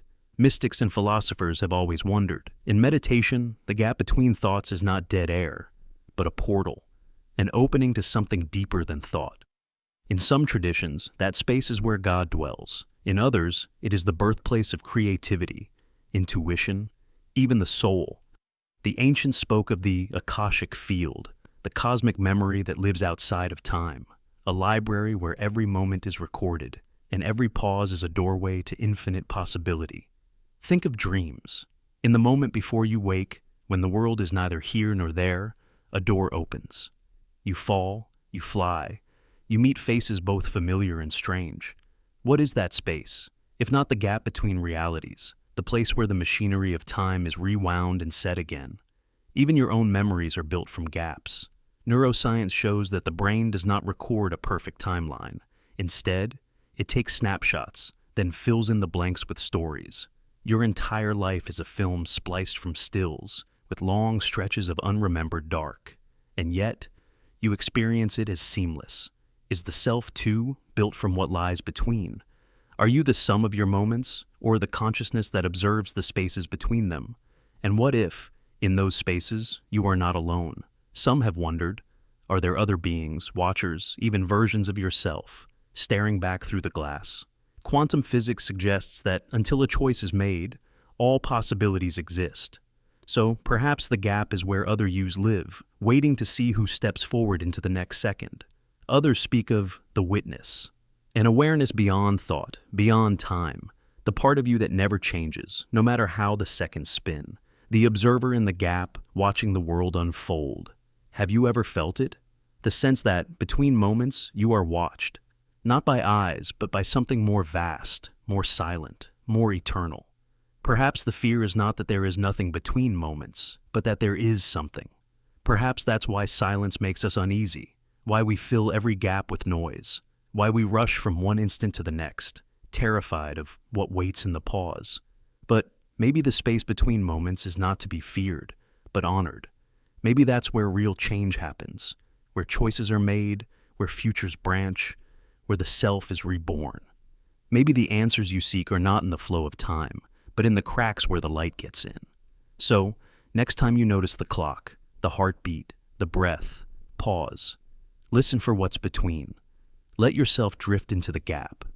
Ask, what is watching here? Who waits for me to return? Because the secret of life may not be in the seconds we count, but in the spaces we never see. And maybe, just maybe, the universe itself is holding its breath, waiting to see who you will become in the endless, mysterious space between moments. Why can't you exit? You close your eyes at night and the boundaries of your world melt away. Suddenly, you can fly. You slip through walls. You speak to people you thought were gone. You wake up in cities that could never exist, float through colors you can't describe. In dreams, the universe has no limits. You wake up, heart pounding, still feeling the weight of another world. And for a moment, you believe. There must be more than this. There must be a way out. But then the day begins. You shower, eat, check your phone. The walls solidify. The rules snap back into place, cold and unforgiving. You remember the freedom you felt in your dream, but when you look for it here, it's gone. Every door you find is just a metaphor.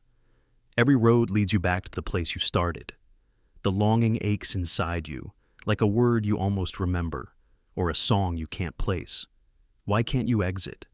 Why, in this waking life, is every road a loop and every exit locked? This question haunts you, not just in quiet moments or lonely nights, but everywhere.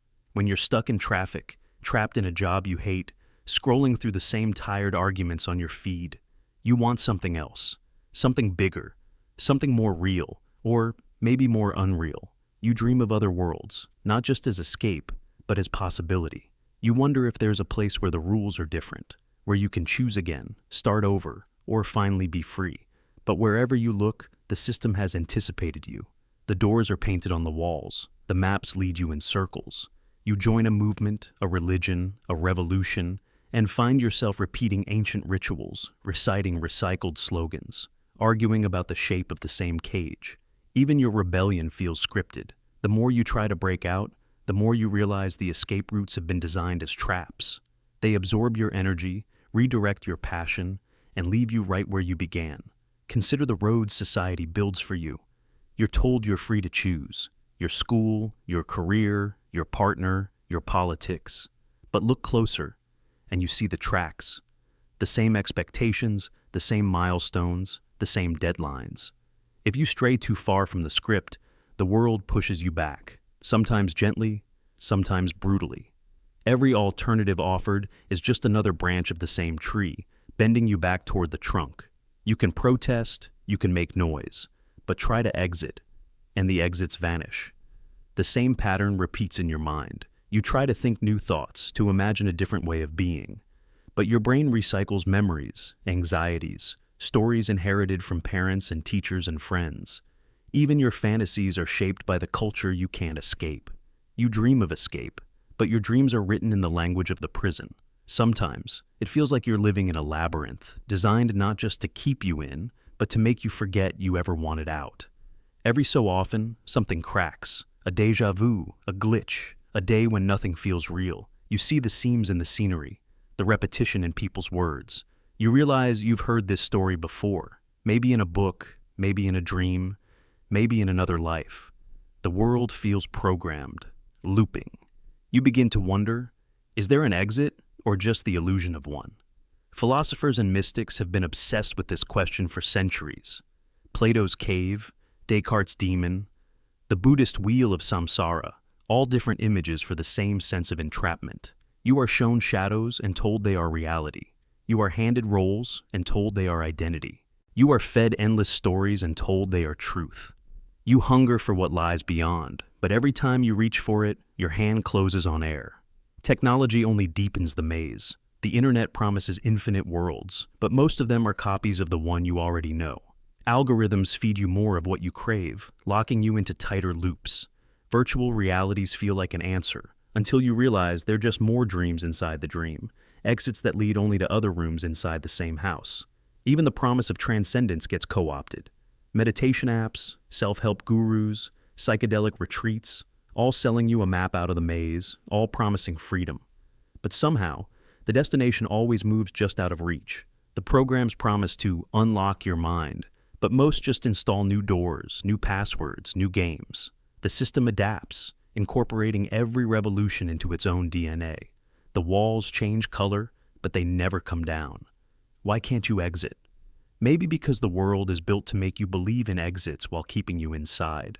Maybe because every path is a loop, every rebellion another performance, every dream another layer of the same illusion. Maybe because the urge to escape is the very thing the system uses to keep you running in circles. Always searching, never finding, always longing, never leaving.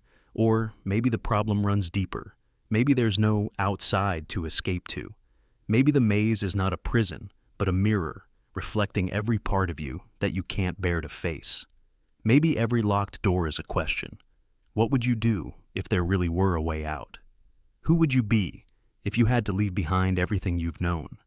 The dream of escape is easy. The reality of stepping through the door into a world without maps, without rules, without guarantees, is terrifying.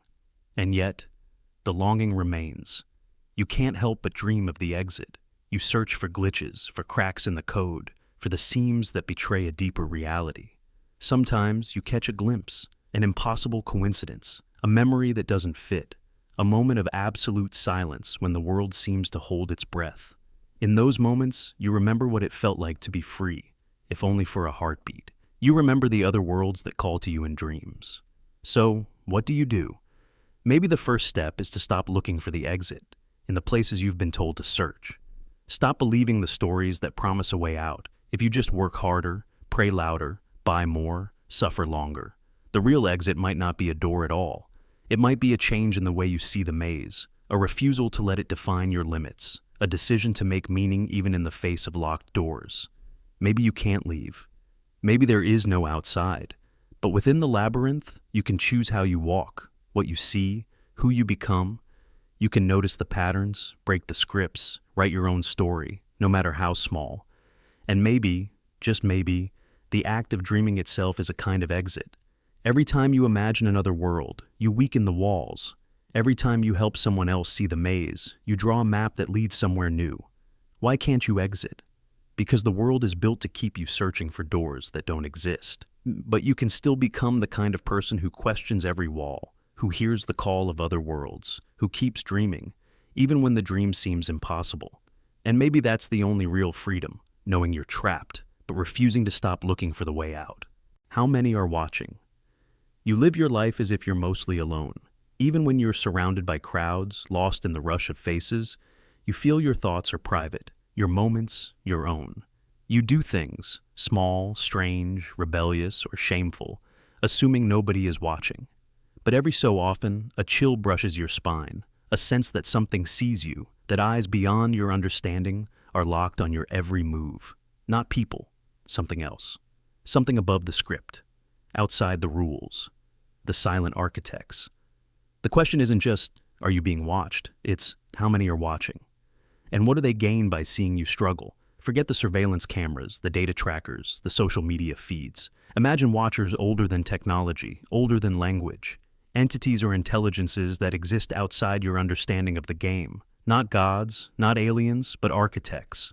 Those who write the rules, set the boundaries, design the obstacles. They watch not with eyes, but with awareness, interest, a hunger for something you can't name. They observe your pain, your ambition, your collapse and resurrection. Every heartbreak, every failure, every desperate hope, it all unfolds for them, frame by frame, scene by scene. You wonder what they see when you fall. When you break the pattern, defy the odds, make a choice that the script never predicted. Are they disappointed, amused, fascinated, or afraid? Do they cheer when you persevere, or do they quietly adjust the code to keep you struggling, stumbling, searching? Are your victories accidents, or do they serve some deeper purpose you'll never know? You feel it sometimes, at the edges of sleep, in the silence after a tragedy, when something impossible happens and you catch yourself looking up, as if expecting a sign, a signal, a laugh track from beyond the ceiling. You tell yourself you're imagining things, but the sense of being watched never truly leaves. It's in the hesitation before you make a risky move, in the shiver that runs through you when you choose to be kind when nobody's looking, or cruel when you think you're alone. Maybe, just maybe, every moment is a test, an experiment, a performance staged for eyes that never blink.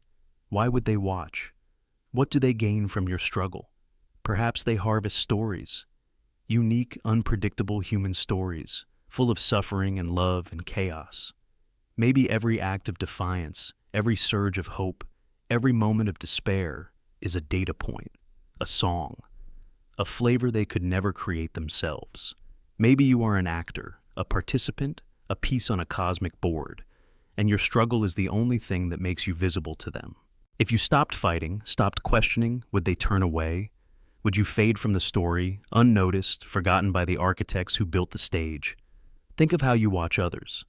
How you slow down at the scene of an accident, read confessions on forums, binge-watch reality shows, study the tragedies and triumphs of people you'll never meet.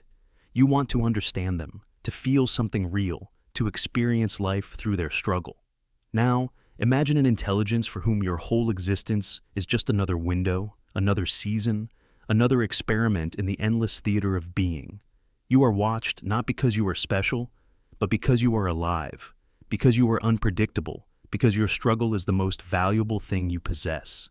You sense it most when things go wrong, When the script fails, when the world feels designed to test your limits, you ask, why me? But the question echoes in the empty space above, unanswered, watched. Sometimes you catch the faint impression of a pattern, a coincidence that feels scripted, a choice that feels like it was planted, a trap so perfect it seems almost loving. Are these the signatures of the architects? Hints that you are not the author of your own story, but an improviser in a play written by invisible hands. Or maybe the watchers are not cruel, not even distant. Maybe your struggle is their only way to understand what it means to be human.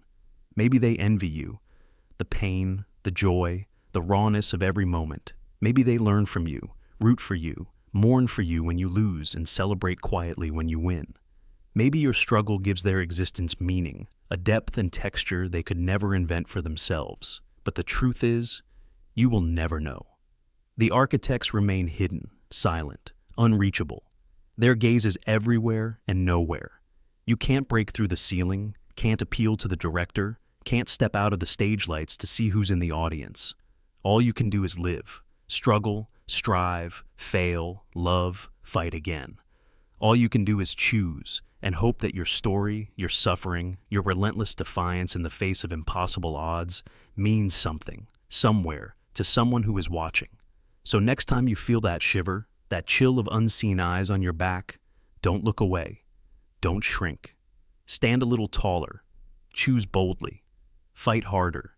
Because whether you are watched by ancient architects, silent coders, or just the echoes of your own impossible mind, the only way to win is to make the struggle matter, to turn your pain into something beautiful, your fear into something brave, your confusion into the art of living.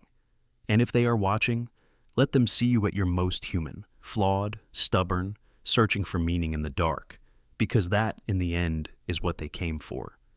That is what makes you real. Who benefits from you? Every morning, you wake up and move through a world that feeds on your energy.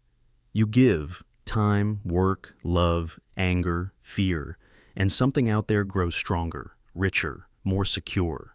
But have you ever truly stopped to ask, who benefits from you? Your labor, your pain, your story? Someone profits from each, whether you notice it or not.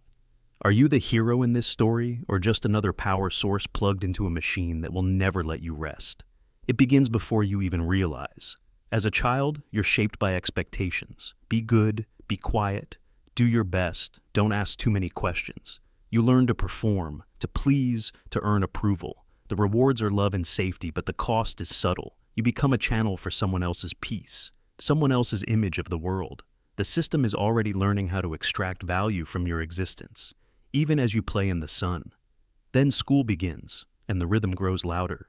You learn to compete, to measure your worth by numbers, ranks, and rules you never made. Your curiosity becomes currency. Your failures are recycled as warnings for others. You think you're growing for yourself, but behind every lesson, every grade, every punishment and praise, the system is harvesting your attention, your effort, your obedience. Your story becomes an example. Your dreams become data points. Are you learning to live or just to serve? Adulthood is when the real transaction begins. You step into the world believing you are the protagonist, that you will write your own legend. But the world is hungry, and everywhere you turn, there are mouths to feed. Bosses, brands, governments, platforms, the invisible architects of daily reality. Your work builds someone else's fortune. Your outrage drives someone else's agenda. Your heartbreak fuels another industry's revenue. Every moment of suffering is a market. Every crisis is a currency. Look at the digital world. You scroll, you post, you share your grief and joy, your victories and failures. Algorithms watch, advertisers listen, and every click is a drop of energy funneled into a machine that knows you better than you know yourself. You are the product, your attention the raw material. The platforms grow fat on your presence. Your outrage is their oxygen.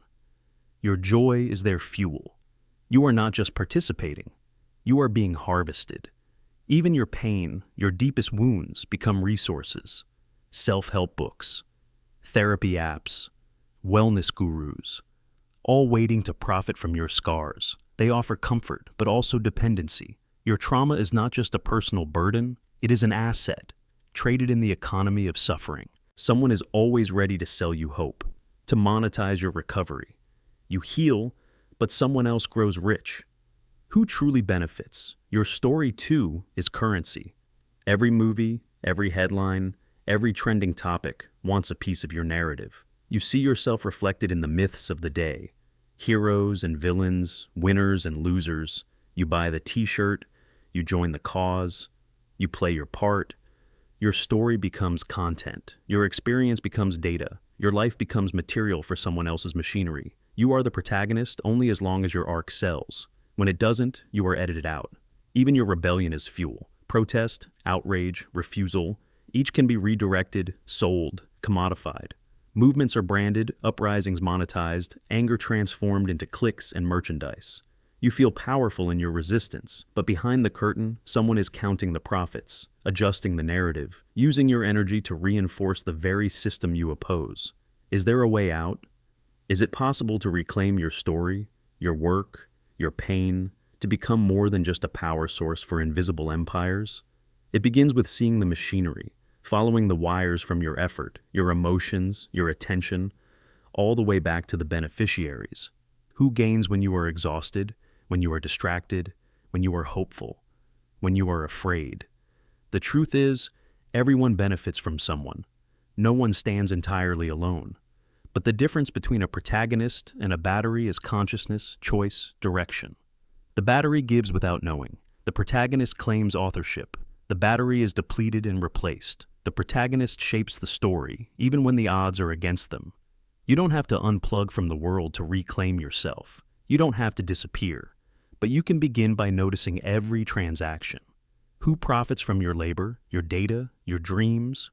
Who sells your pain? Who packages your story? Who reaps your rebellion? What do you receive in return? Is it worth the price? Are you living or being lived through? There is power in simply asking. There is rebellion in awareness. When you see how your energy is used, you can begin to redirect it, to causes you choose, to people who see you, to dreams that belong to you alone. You can build, not just for the machine, but for the world you wish existed. You can refuse to let your pain be someone else's profit. You can refuse to let your story be just another brick in someone else's wall, but the temptation will always be there, to be useful, to be accepted, to be loved through service and surrender. The world will keep asking for more, will praise your sacrifice and efficiency, will reward you for being just what it needs. That's how the system endures. The only way to escape is to wake up, to remember that you are not just a power source. You are the author, the rebel, the one who can choose, even in small ways, how your energy is spent. The question is not whether someone will benefit from you. The question is, will you let them define your worth, your destiny, your soul, or will you, at last, take back the story and live not as the fuel for someone else's empire, but as the spark for your own? Is your life pre-written? Is your life pre-written, not just shaped by circumstance, not just nudged by genetics or environment, but locked, hard-coded, into a timeline you can only follow, never change? What if every choice you make is just a line in a script you didn't author? What if the sense of free will, the conviction that you are the one steering, is the deepest illusion, the most intricate trap? Imagine the possibility that your freedom is a read-only file, visible but untouchable. You think you're living, but what if you're only reading? From the moment you're born, you're surrounded by stories of possibility. You can be anything. Your choices matter. Your destiny is in your hands. The myth of freedom is woven into every fiber of modern life. Choices of career, love, belief, loyalty, rebellion. Every moment seems to branch, and you imagine yourself standing at the crossroads, agonizing over the path you'll take. But what if every path you'll ever walk is already paved? Every crossroads already resolved in a script written before you arrived? Look back on your life. Every choice you made, every turn that seemed spontaneous, every decision that felt like it mattered. Did you really choose them? Or did you only become aware of the decision after it was already made? Neuroscience tells us that your brain decides before you become conscious of the choice. The spark fires, the hand moves, the mind justifies after the fact. Free will, it seems, might be a story your mind tells to explain actions that have already been set in motion. What if the narrative is bigger? What if every friendship, every heartbreak, every betrayal, every triumph, every regret was always going to happen, no matter what you believed. The comfort of free will dissolves into the terror of fate. The ancient Greeks called it Moira, the thread of destiny spun by forces you cannot see, cannot alter. You are not the writer, but the character. You are not the painter, but the painting. Fixed, observed, admired, or discarded, but never changed by your own hand. Some call it determinism. Everything in the universe obeys the laws of cause and effect. Every atom in your brain, every flicker of emotion, every moment of doubt, all moving according to the initial conditions set before you were born. Your parents, your culture, your traumas, your hopes, all data points in an equation that only ever had one solution: the life you're living right now. You search for forks in the road, for evidence that you could have chosen otherwise, but each time you look, the path is solid, unbroken, leading you right here, right now. But here's the prison. You still feel like you're choosing. The illusion is perfect. The timeline is hidden by the very sense of agency you cherish. You agonize over what to wear, whom to love, what to believe. You fear making the wrong move, missing the wrong chance. You spend your days haunted by regret, believing you could have done otherwise. But if your life is pre-written, regret is just another line in the script, a page you had to turn, a lesson you had to learn, pain you were always meant to feel. Look at the moments you thought were chance: a stranger's glance, a job offer, a wrong turn that led to something beautiful or devastating. Was it fate, or was it a domino knocked over long before, by hands you'll never see? And if so, what does that make you? The victim, or just the observer, caught in a story so seamless you can't see the edges, can't find the seams, can't wake up from the dream? Quantum physics offers a tempting loophole: randomness, probability, many worlds branching from every possibility. But even that is just another kind of script, one where every version of you is reading a different page, but all are following the words, unable to skip ahead or write new chapters. The illusion is deeper than fate or chance. The real trap is that you believe in the story at all. If your life is pre-written, then what is the purpose of hope, of effort, of struggle? If you can't change the script, why play your part? Maybe that's the point. Maybe the script requires you to believe in your own agency, to love and lose, to fight and fall, to dream and despair. Maybe the illusion of free will is the only thing that keeps you moving, keeps you feeling, keeps you alive inside the cage. Or maybe the script is not the prison, but the stage. Maybe meaning comes not from changing the words, but from how you read them. From the emotion, the depth, the courage you bring to every line.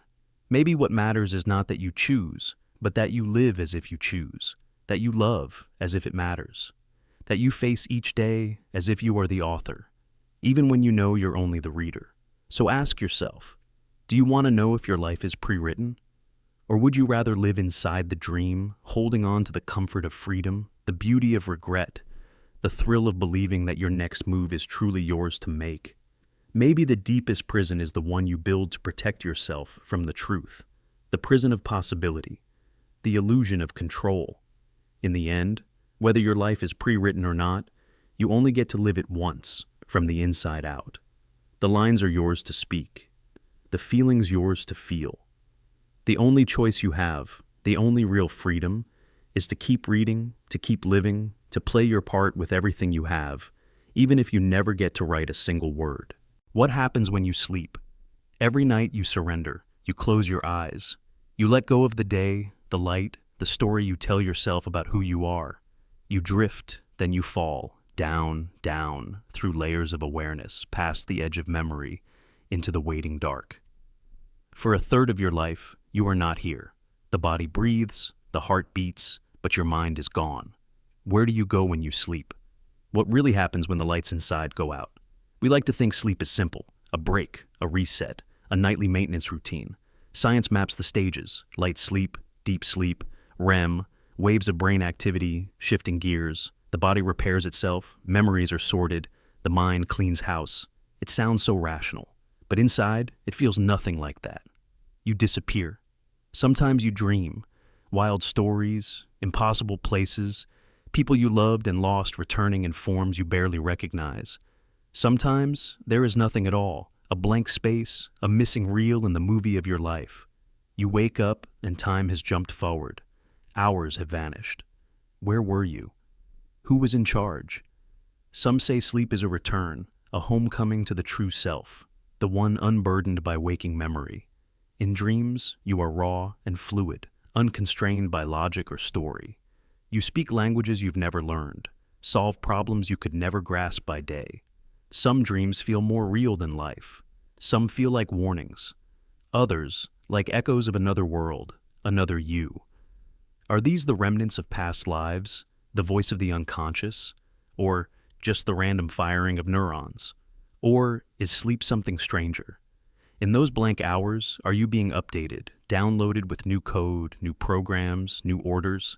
You wake up with thoughts that aren't quite yours, feelings that don't fit. Sometimes you're restless, anxious, on edge for reasons you can't explain. Sometimes you wake healed, lightened, as if a burden has been lifted by unseen hands. Who or what was working while you slept? Consider this. Your conscious mind shuts off, but deeper layers remain active, running checks, repairing damage, erasing and rewriting memories. The sense of I disappears, but the machinery grinds on. When you return, are you truly the same? Or are you a slightly different version, a copy, a backup, an update? Is each morning a reboot, a subtle shift in the story of who you are? Ancient cultures saw sleep as a journey. The soul leaves the body, travels the hidden roads, visits ancestors, speaks with gods. Shamans and mystics practiced lucid dreaming, navigating the dream world as explorers, seeking knowledge or healing. Even today, there are stories of people who wake with messages, with insights, with secrets they couldn't have learned awake. But there's a darker edge. In sleep, you are vulnerable. The walls are down. Nightmares slip through. Memories you've buried claw their way to the surface. You meet parts of yourself you'd rather forget. Sleep is a realm of truth and distortion, where the mind tests its limits, experiments with versions of reality. Is this the mind purging its ghosts, or is it being rewritten, shaped by hands you never see? Neuroscientists say dreams are the brain's way of organizing data, integrating experience, rehearsing dangers, mapping possibilities. But why do dreams feel so meaningful, so prophetic, so foreign? Why do some people wake convinced they've been somewhere else, another time, another body, another life? And what about those missing hours, the times you sleep so deeply there is nothing, not even a dream? Where did you go? Was the self switched off or simply hidden? Is the I just a program running in the foreground, paused while the system does its real work? And if so, who restarts it? Who decides what code you wake up with? Maybe you are not one continuous self, but a series of selves, each one written, edited, and erased in the theater of sleep. Maybe you wake each morning as someone new, carrying only the memories deemed important by whatever force holds the pen. You assume continuity because the gaps are filled in. But what if, every night, your story is revised, lines added, scenes deleted, motives changed? Sometimes, in the stillness before waking, you sense it. A flicker of awareness, a memory not quite yours, a feeling of having been elsewhere. Sometimes, you wake with an answer to a question you never asked, a piece of music, a name, an idea that appears fully formed. Where did it come from? Did you dream it? Or was it given to you? Sleep is an act of faith, a trust that you will return, that the world will still be here, that the self you surrender will be the self you reclaim. But what if that trust is misplaced? What if every night is a crossing, a migration, a surrender to forces beyond comprehension? And yet, maybe that's not a threat, but a gift. Maybe sleep is the mercy of forgetfulness, the place where wounds are healed, burdens set down, possibilities rehearsed. Maybe you are not being overwritten, but renewed, rebuilt by the silence, shaped by the darkness, birthed anew in the moment you open your eyes. Or maybe, just maybe, sleep is the portal to your truest self. The one beyond story, beyond memory, beyond fear. The part of you that is pure awareness, unbound by time or flesh. The part that watches, that dreams, that never truly sleeps at all. So, as you drift off tonight, ask, where am I going? Who will I be when I return? Is this a rest, a reset, a journey, or an update? And as you wake, listen for the faintest echo of that other world, the place where the real work of your soul is done. Because what happens when you sleep may be the greatest secret of all. And in the silence behind your dreams, you may finally glimpse the stranger, your real self, waiting for you in the dark. Can you trust time? You wake up to an alarm that splits the silence, your first negotiation with time.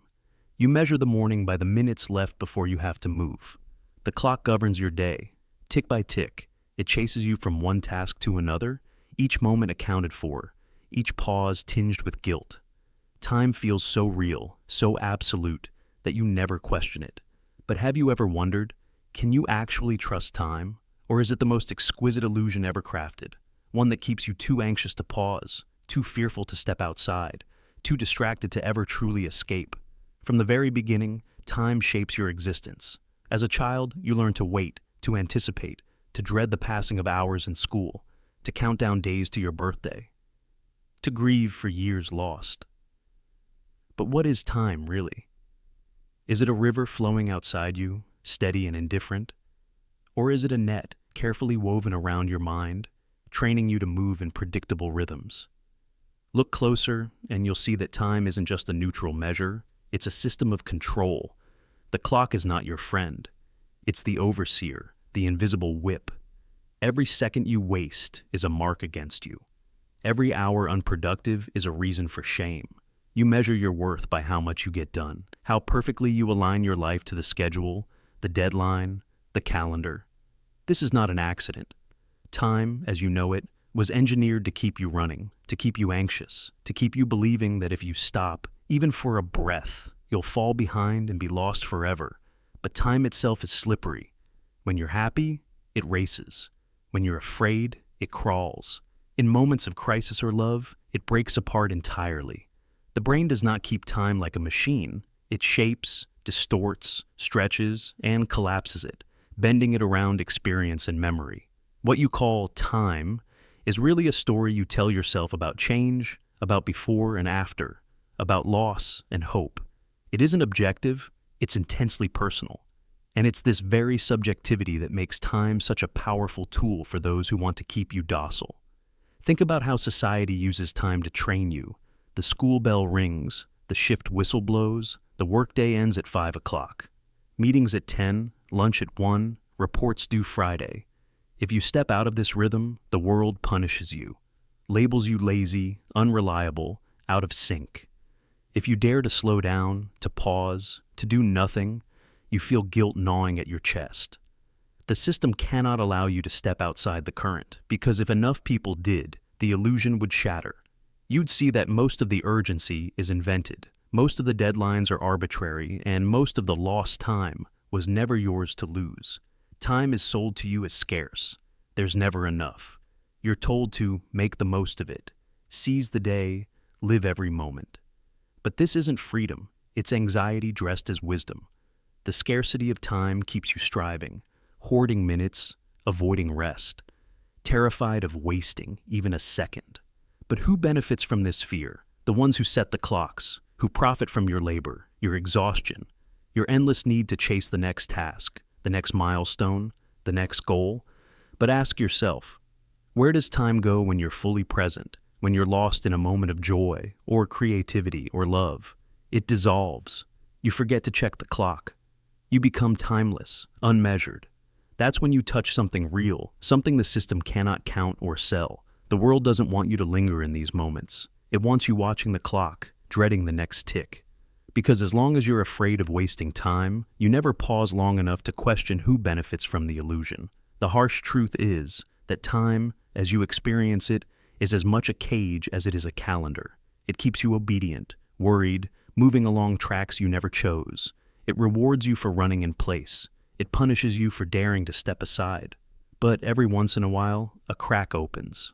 A lost afternoon, a deep conversation, a walk at dusk with no destination. For a moment, you taste freedom. For a moment, you see that the real trap is not the passing of time, but the belief that you must spend every second usefully, efficiently, obediently. So, can you trust time? Not as it's sold to you, not as it's enforced, not as a measuring stick for your worth. The true escape is not from time, but from the fear of it. It's in the courage to pause, to linger, to savor moments that don't serve a purpose.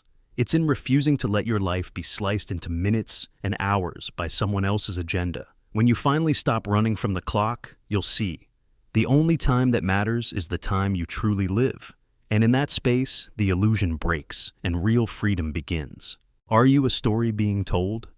You wake up, and the day unfolds as always. There's rhythm and reason, morning routines, the quiet struggle, small joys and heartbreaks that seem to hit at exactly the moment you're least prepared. Your life feels personal, unique, shaped by your own choices.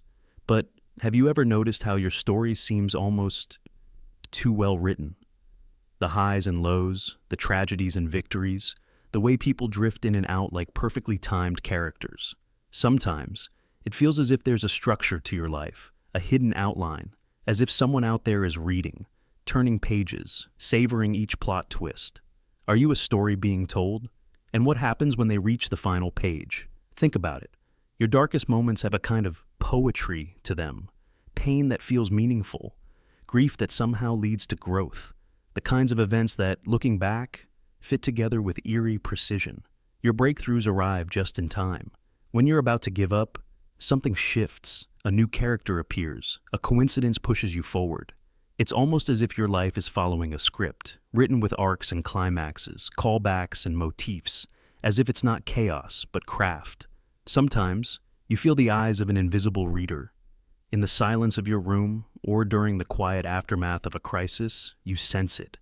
A presence beyond yourself, following along, invested in your fate. Maybe it's only imagination, a trick of consciousness, or maybe it's the truth, that you're a protagonist, living inside a story that someone else is experiencing, line by line, moment by moment. The evidence is subtle but persistent. Have you noticed the patterns? Repeated themes like chapters revisited with new colors, the way pain returns, each time in a different mask, teaching the same lesson over and over until you finally change. The way joy arrives in the middle of darkness, like a narrative relief. The way some doors remain closed no matter how hard you push, while others swing open at the exact moment you need them most. It's almost too perfect, too intentional, like the hand of a storyteller guiding you from one scene to the next. And your memories, how neat they are, how easily they fall into stories. You forget the dull in-between, the aimless days and restless nights. You remember only the moments that matter, the dialogue that echoes, the images that would make perfect scenes. You become the narrator, rewriting and refining the story of your own life with every retelling, every reflection. But who or what is the true author? What if your tears, your laughter, your defeats and triumphs are not just lived, but witnessed? What if every choice you make, every line you speak, is being read by someone, somewhere, a consciousness outside your reality, a reader turning the pages of your existence? Are you performing for them, or are you truly free? Do you have agency, or are you just following a plot you can't see, a plot that was set in motion long before you took your first breath? Consider the moments when your world seems to pause, the calm before disaster, the hush before confession, the deep, trembling silence before a kiss.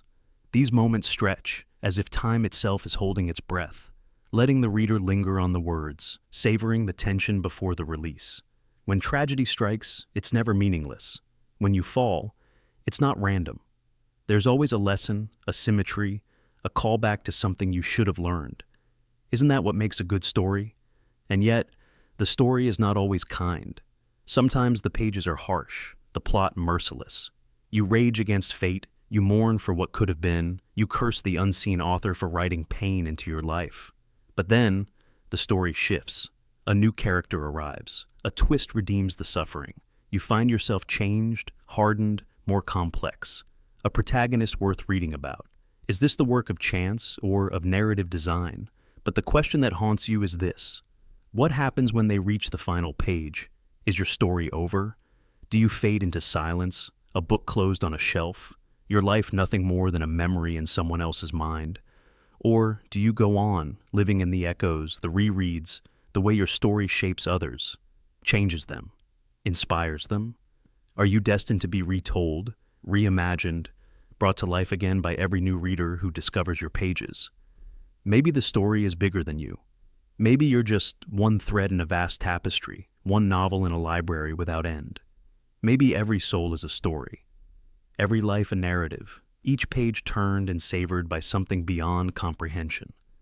Maybe the universe itself is the storyteller, and you, by living, by suffering, by loving, are the story it tells to understand itself.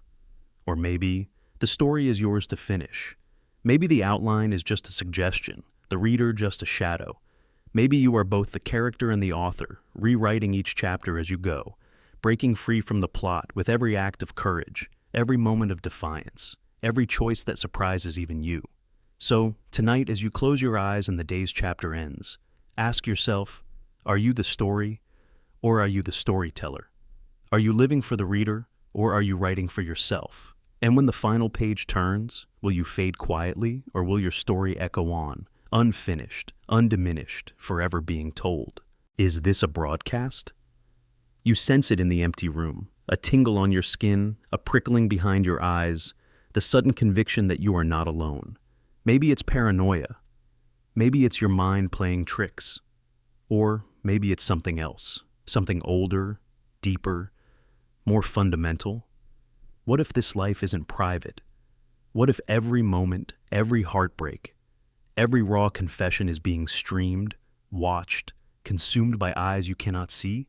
Is this a broadcast? There are days when the sensation is inescapable, the sense of being observed. You catch yourself acting, even when no one is watching. You practice your smile in the mirror, rehearse your lines, hide your tears from the shadows. It feels like someone, somewhere, is taking notes, like the walls themselves are alive with an audience's anticipation. In those moments, the line between performance and reality dissolves. You are the protagonist of a show you never auditioned for, the reluctant star of a channel you can't turn off. It sounds like madness, but it's not a new idea. From ancient myth to modern science fiction, humanity has always whispered of watchers. The gods who see all, the angels who record your sins, the extraterrestrial observers, the advanced AIs quietly gathering your data. In every story, the feeling is the same. Someone is watching, someone is judging, someone is entertained.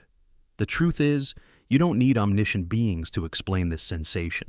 Every society is built on the gaze of others. Parents, teachers, friends, enemies. Your every move is shaped by imagined witnesses. You choose your clothes for the crowd, curate your online persona, censor your confessions, perform your pain. The panopticon is not just a prison, it is the architecture of daily life. But what if it doesn't stop there? What if the audience is not just human? What if reality itself is a stage, and you, a flickering signal on a multi-dimensional feed? Imagine, somewhere beyond the edges of perception, there are beings, call them what you will, who tune into the drama of human existence. To them, time is not linear. Space is not a boundary.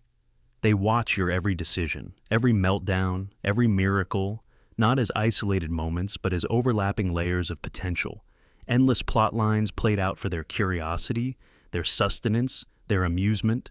Your heartbreak is a season finale. Your hope, a rating spike. Your secrets, the highlight reel of someone else's night. You might laugh at this. You might call it delusion. But ask yourself, why does the sense of being watched persist, even when you are alone? Why do you feel the urge to narrate your own life, to imagine yourself through someone else's eyes? Why does every pain seem more bearable, every joy more intense, when you sense an invisible witness? Look at the world around you, cameras in every corner, satellites tracing your movements, microphones listening for your voice. You live in a panopticon of data, your life diced into pixels and packets, sent to servers you'll never see, for viewers you'll never know. What if this is only the surface layer? What if there are watchers behind the watchers? Layers of audience stacked dimension upon dimension, each feeding off the drama of your choices, your doubts, your desperate search for meaning. Science hints at reality stranger than fiction. Quantum mechanics suggests that observation changes the outcome. The universe itself seems to notice when it is watched, collapsing endless possibilities into one, as if reality waits for the audience's cue. What if consciousness is not a private chamber, but a transmission tower? Each thought, each emotion, beamed into the dark, received by listeners unknown. You feel watched, because maybe you are. Maybe every instinct that tells you to hide, to perform, to confess, to rebel is a flicker of communication, a response to eyes just beyond the veil. Maybe your most private moments, the ones you guard most fiercely, are the most prized episodes, the ones that draw the greatest attention, the deepest hunger. The universe is vast, and the human drama is endless. Why wouldn't it be broadcast? Why wouldn't there be an audience somewhere, savoring every twist and turn? Consider the Truman Show delusion, a phenomenon so common it has its own name, the belief that your life is secretly a show, scripted and broadcast for others. Most call it a psychological glitch, a symptom of a mind under stress. But what if it's not just pathology? What if it's intuition, a sense hardwired by evolution or something more, that you are always, inevitably, on stage? And what would it mean if you accepted it? Would you play your part with more passion, knowing you are watched? Or would you rebel, break the fourth wall, refuse the script, and improvise your own ending? Would you confess your deepest truths or hide them more fiercely? Would you feel more alone or more alive, knowing that your pain and hope ripple out into the void, to be witnessed, remembered, maybe even loved by someone somewhere who has never known boredom because you exist? The ultimate terror and the ultimate comfort is that you may never know for sure. Maybe the audience is silent or gone, or only ever existed in your longing to be seen. Maybe existence is both stage and backstage, broadcast and echo, performance and privacy, all at once. Maybe the universe hungers for story as much as you hunger for meaning. But tonight, as you sit in the glow of your own consciousness, the feeling returns. The sense of unseen eyes, the chill of the spotlight, the weight of being witnessed. You are here, alive, mysterious, irreducible. You perform for the world, for yourself, for something greater, just beyond the curtain. Whether or not the broadcast is real, the effect is the same. You become the protagonist, the author, the spectacle, and the audience all at once. And if you listen closely, you may hear the faintest applause, echoing across the dimensions, celebrating the miracle, the tragedy, the drama that is you. The show goes on because you are here, and somewhere, someone is watching. What's the point of pain? What's the point of pain? You ask yourself this in the middle of the night, in the quiet after a loss, or in the moments when life's sharpest edges cut you open. Pain feels senseless, arbitrary, a punishment without a judge, a storm without a reason. We're told pain has meaning, that it builds character, that it makes you stronger, that it's part of the grand tapestry of human experience. But late at night, none of that matters. The ache is just ache. The suffering is just suffering. It seems cruel, mechanical, mindless. So what if pain isn't a lesson or a punishment? What if it's data, a signal, not a story? What if your struggles, your darkest moments, are just parts of a feedback loop designed to power something else? Think of your body as a network, a living sensor array, designed to detect, respond, adapt. When you touch a hot stove, pain flashes through your nerves, and you recoil. That's the simple explanation. Pain as a warning, a primitive protection against harm. But as you grow, the pain changes shape. It becomes emotional, existential. It attaches itself to memories, dreams, relationships. You suffer heartbreak, humiliation, loss. Pain isn't just in your body. It's in your mind, your soul, your story. We want pain to mean something. So we invent narratives to fill the gap. Religions frame it as a test, a purification. Cultures recast it as a rite of passage, a badge of honor. Psychology explains pain as trauma, as shadow work, as the catalyst for growth. But strip away the stories and pain remains, a raw signal, a transmission that demands a response. You can ignore it, numb it, fight it, but you can't unfeel it. It's always there, humming beneath the surface. What if pain is not a curse, but a kind of feedback? A loop that keeps your system, your mind, your behavior, your very sense of self aligned with reality. Pain shows you where the edge is. It marks the boundary between what you want and what you can have, between the world as it is and the world as you wish it to be. Every pang, every loss, every heartbreak is a data point, a warning that something needs to change, that something is out of alignment, that a limit has been reached. But whose feedback loop is it? Is pain for you or for something else?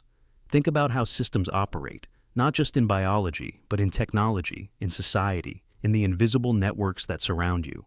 Pain can drive behavior, shape patterns, enforce compliance. Animals learn to avoid what hurts them. Machines adjust when they malfunction. Societies punish to maintain order. Pain is information, and information powers systems. Are you responding to pain for your own benefit, or are you just a cog in a larger loop, feeding data into a system that uses your suffering to optimize itself? Imagine pain as a kind of currency, an invisible economy of hurt and healing, loss and adaptation. Every time you hurt, the system learns. Every time you flinch, adjust, avoid, or adapt, the feedback is registered somewhere. Inside you, around you, maybe even beyond you. What if all the world's pain is just data, powering some vast computation, some evolutionary algorithm, some unknown observer that watches and learns from your agony? What if you are both participant and resource, a node in a network, a generator of signals, your struggles converted into adjustments for something far bigger than you can see? There are days when pain feels endless, recursive, a loop that never closes. Trauma repeats itself. Grief returns in cycles. The same old wounds ache in new disguises. You try to find meaning, to tell yourself a story that makes it worthwhile. But maybe pain doesn't need meaning. Maybe pain is its own purpose, a feedback that shapes you or uses you, or both. And yet, pain is also what connects you to others. When you suffer, you recognize suffering in those around you. Compassion is born from shared pain. Society organizes itself around alleviating or exploiting pain. Empires rise and fall based on the management of suffering, how much people will tolerate, what they will trade for relief, how they will revolt when the pain becomes too much. If pain is data, it is also the glue of community, the silent language spoken by all living things. But is there an escape? If pain is part of a feedback loop, can you ever break it? Can you hack the system, rewrite the code, transcend the need for pain? Some philosophies say yes, through enlightenment, transcendence, spiritual awakening. Others say no. Pain is as fundamental as gravity, inescapable, the price of consciousness itself. So, what is the point of pain? Maybe it's not for you to know. Maybe the question itself is part of the loop, a prompt, a trigger, a way to force adaptation, evolution, survival. Or maybe the question is the crack in the system, the first hint of freedom. When you see pain as data, not destiny, as a signal to interpret, not a sentence to endure, you begin to move differently. You look for the pattern, for the root cause, for the way out. You stop asking why you hurt and start asking what the pain is telling you about the world, about yourself, about the unseen systems you are part of. The point of pain may never be clear. It may always hurt. It may always feel senseless, but if you listen, really listen, you may hear the data hidden in the ache, the message, the warning, the secret path that only pain can reveal. Why do you forget dreams? You wake up breathless, heart pounding, the taste of another world still on your tongue. For a few seconds, the images are blinding, more vivid than life itself. You remember running through impossible landscapes, meeting faces you've never seen, feeling emotions you've never known awake. But then, they dissolve. The colors drain. The story unravels. And by the time you sit up in bed, you're left with nothing but fragments. A feeling, a detail, a name slipping through your fingers. By breakfast, it's all gone.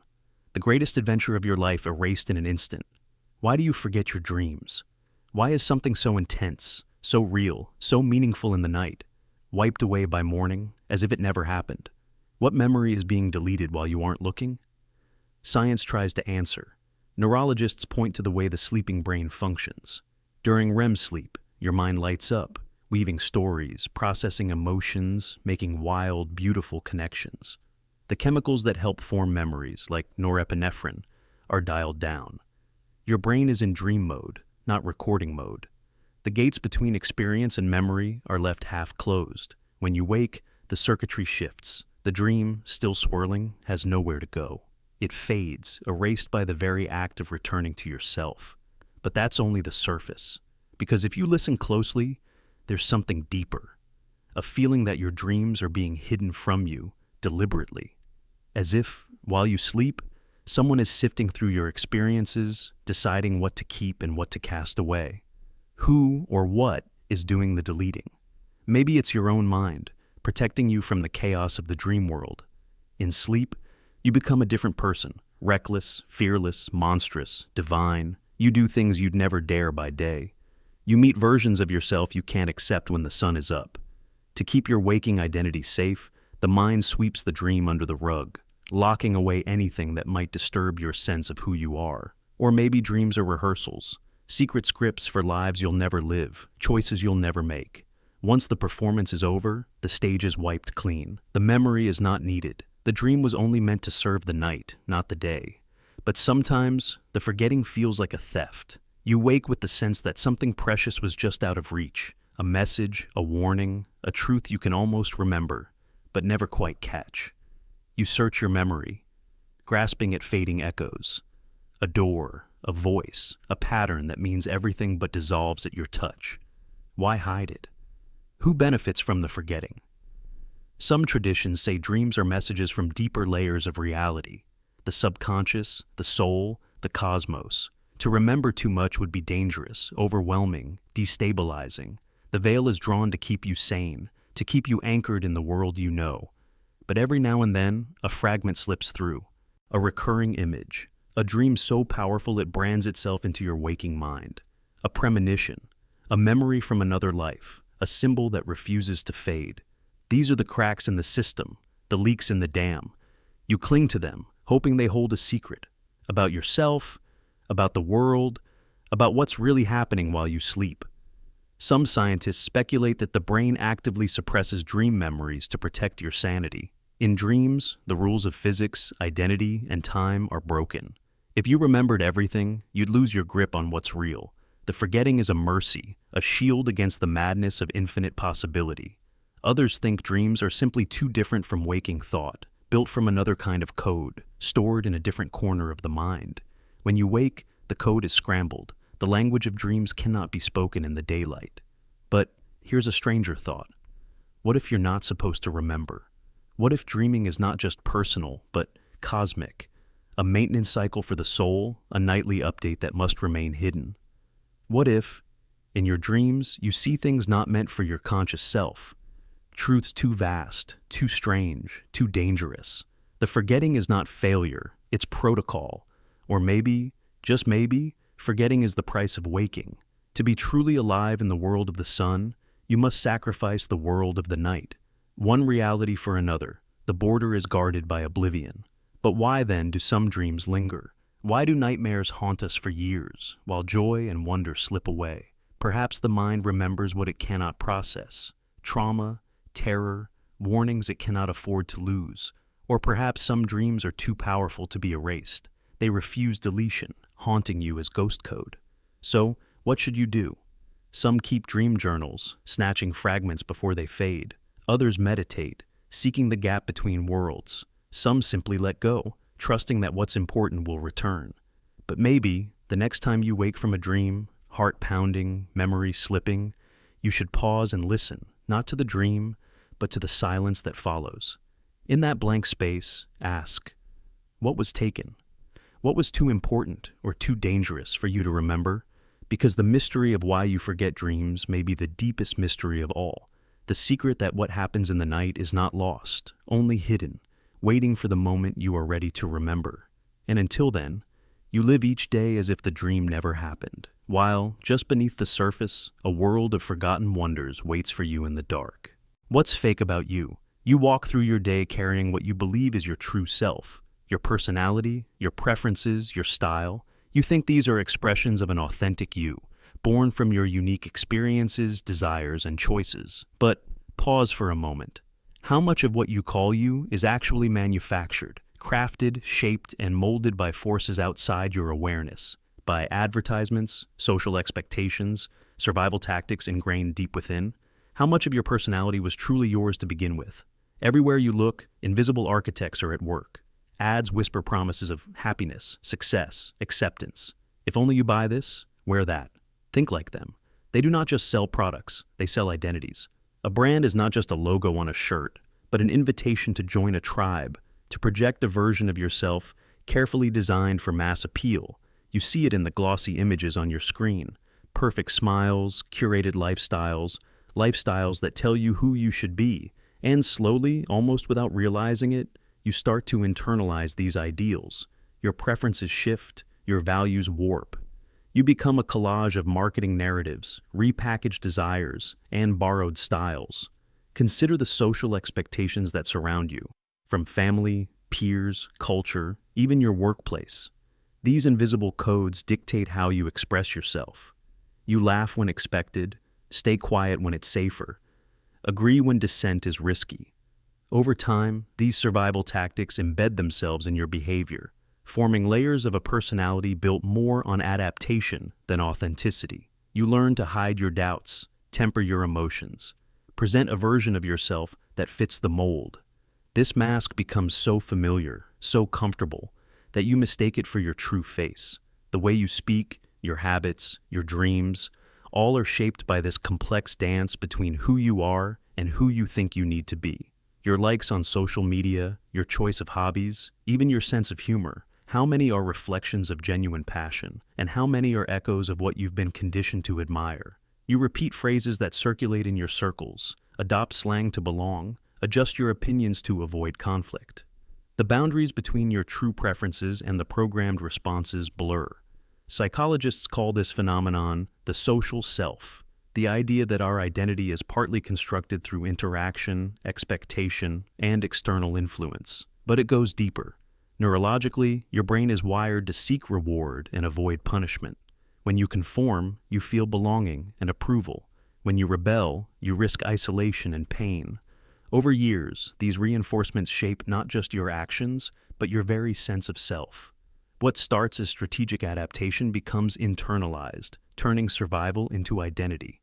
Even your memories can be shaped by this process. Research shows that memories are malleable, reshaped each time you recall them, influenced by new information, by the stories others tell you, by cultural narratives. You may think you remember your childhood self as confident or shy, but these recollections are often reconstructions, rewritten to fit the personality you now perform. You are editing your own story to keep it coherent, palatable, and socially acceptable.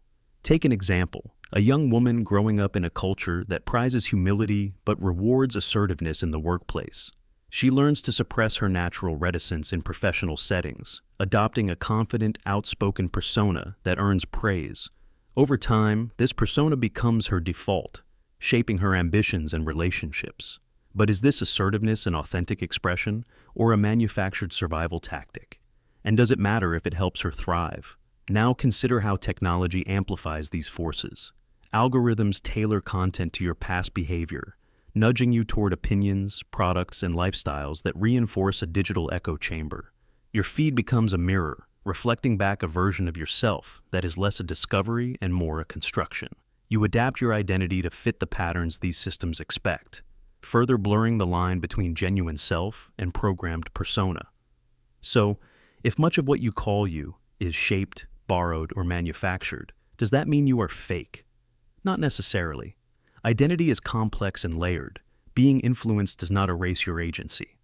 But awareness is key. To understand what parts of your personality are authentic and what parts are adaptive constructions is to reclaim some control. It's to sift through the noise and find the notes that truly resonate with your soul. This journey is neither quick nor easy. It requires courage to question habits, to confront uncomfortable truths, to peel back the layers of conditioning. It means embracing uncertainty, exploring desires that may conflict with social norms, and accepting parts of yourself that don't fit the marketed ideal. It means creating space for spontaneity, curiosity, and growth beyond prepackaged narratives. Remember, every person is a unique mix of influence and individuality, adaptation and authenticity. The self is not a fixed statue, but a living mosaic, constantly shaped by interaction with the world and by inner reflection. The question is not whether your personality is manufactured, because all humans are influenced, but how much you allow that manufacturing to define you and how much you choose to define yourself. So, the next time you catch yourself repeating a phrase, following a trend, or adjusting your behavior to fit in, pause. Ask yourself, is this really me? Or is this the version of me someone else designed? And from that question, begin the slow, deliberate work of carving out a self that is truly yours. Not perfect, not static, but real. Because the most profound freedom lies not in escaping influence, an impossible task, but in becoming conscious of it and choosing every day what parts of the story you will own. Your personality is a puzzle, a tapestry, a story still being written. What's fake about you may be the part you've inherited, but what's real about you is the courage to discover, question, and create the rest. Why does this feel off? You know the feeling, that slow creeping gnaw inside your chest, the subtle unease that wraps around your thoughts like a shadow you can't quite shake. Nothing is broken. Nothing is screaming for attention. The world looks normal. Same faces, same places, same routines. Yet, something is off. You can't say what. You can't point to it. It's not a sound, a sight, or a smell. It's a presence. A quiet warning from the depths of your being. Why does this feel off? It's not paranoia. It's not just stress or fatigue. It's something deeper. An ancient instinct. A whisper from your subconscious, trying to tell you that the surface is deceiving. That beneath the glossy veneer of everyday life, something is fraying, cracking, unraveling. The world you see is not the whole world. There's a hidden layer, an unseen thread pulling at the edges of your perception, and your mind is the first to catch its tremor. Think of it like a painting, perfect at first glance. But if you look closer, the colors are slightly wrong. The shadows don't fall where they should. The harmony is disturbed by an invisible discord. You feel it because your brain notices patterns. It detects anomalies. Your senses don't lie, but the story your mind tells you does. This sensation, the offness, is your mind's alarm system firing before the catastrophe. It's the subtle jitter in the fabric of reality that your rational brain can't decode yet. It's why you sometimes freeze in a room, suddenly certain something isn't right, even though the lights are on and the door is locked. It's why you walk past a stranger on the street and feel an inexplicable shiver, a signal your conscious mind hasn't caught up with. Psychologists call it cognitive dissonance, but that's just a label. What it really is yourself trying to reconcile the world it expects with the world it perceives. When the two don't match, the mismatch surfaces as unease. You feel off because your internal model of reality is wobbling, struggling to explain the subtle shifts, the micro changes that don't yet scream for attention, but whisper of deeper disruptions. Look around. Our modern lives are layered with noise, media, politics, social pressure, constant stimulation. We are fed stories designed to confuse, distract, and pacify. The truth becomes buried beneath agendas, half-truths, and polished facades. The dissonance grows. The background hum of off gets louder. Your gut senses it, even if your eyes don't see it. Maybe the economy feels stable, but your paycheck doesn't stretch like it used to. Maybe your relationships look fine, but the conversations are surface deep, scripted, missing warmth. Maybe your city feels familiar, but the streets echo with a loneliness you can't name. None of it screams crisis, but together, it layers into a mosaic of wrongness. This offness is also a call to awareness. It's a signal that you need to look deeper, to question the story you've been told, to peel back the layers of illusion. It urges you not to settle for the easy answer, the smooth narrative. It pushes you to sense the undercurrents, to trust your intuition when logic fails. Science is catching up to this intuition. Neuroscience shows that much of your brain's processing happens beneath conscious awareness. Your gut feeling is real, an integration of sensory data, emotional memory, and pattern recognition, working faster than your conscious mind. Your intuition is a radar, picking up signals others miss. Philosophy calls it the uncanny, the experience of something familiar made strange. When your reality feels slightly off, you are touching the edges of truth hidden beneath convention and complacency.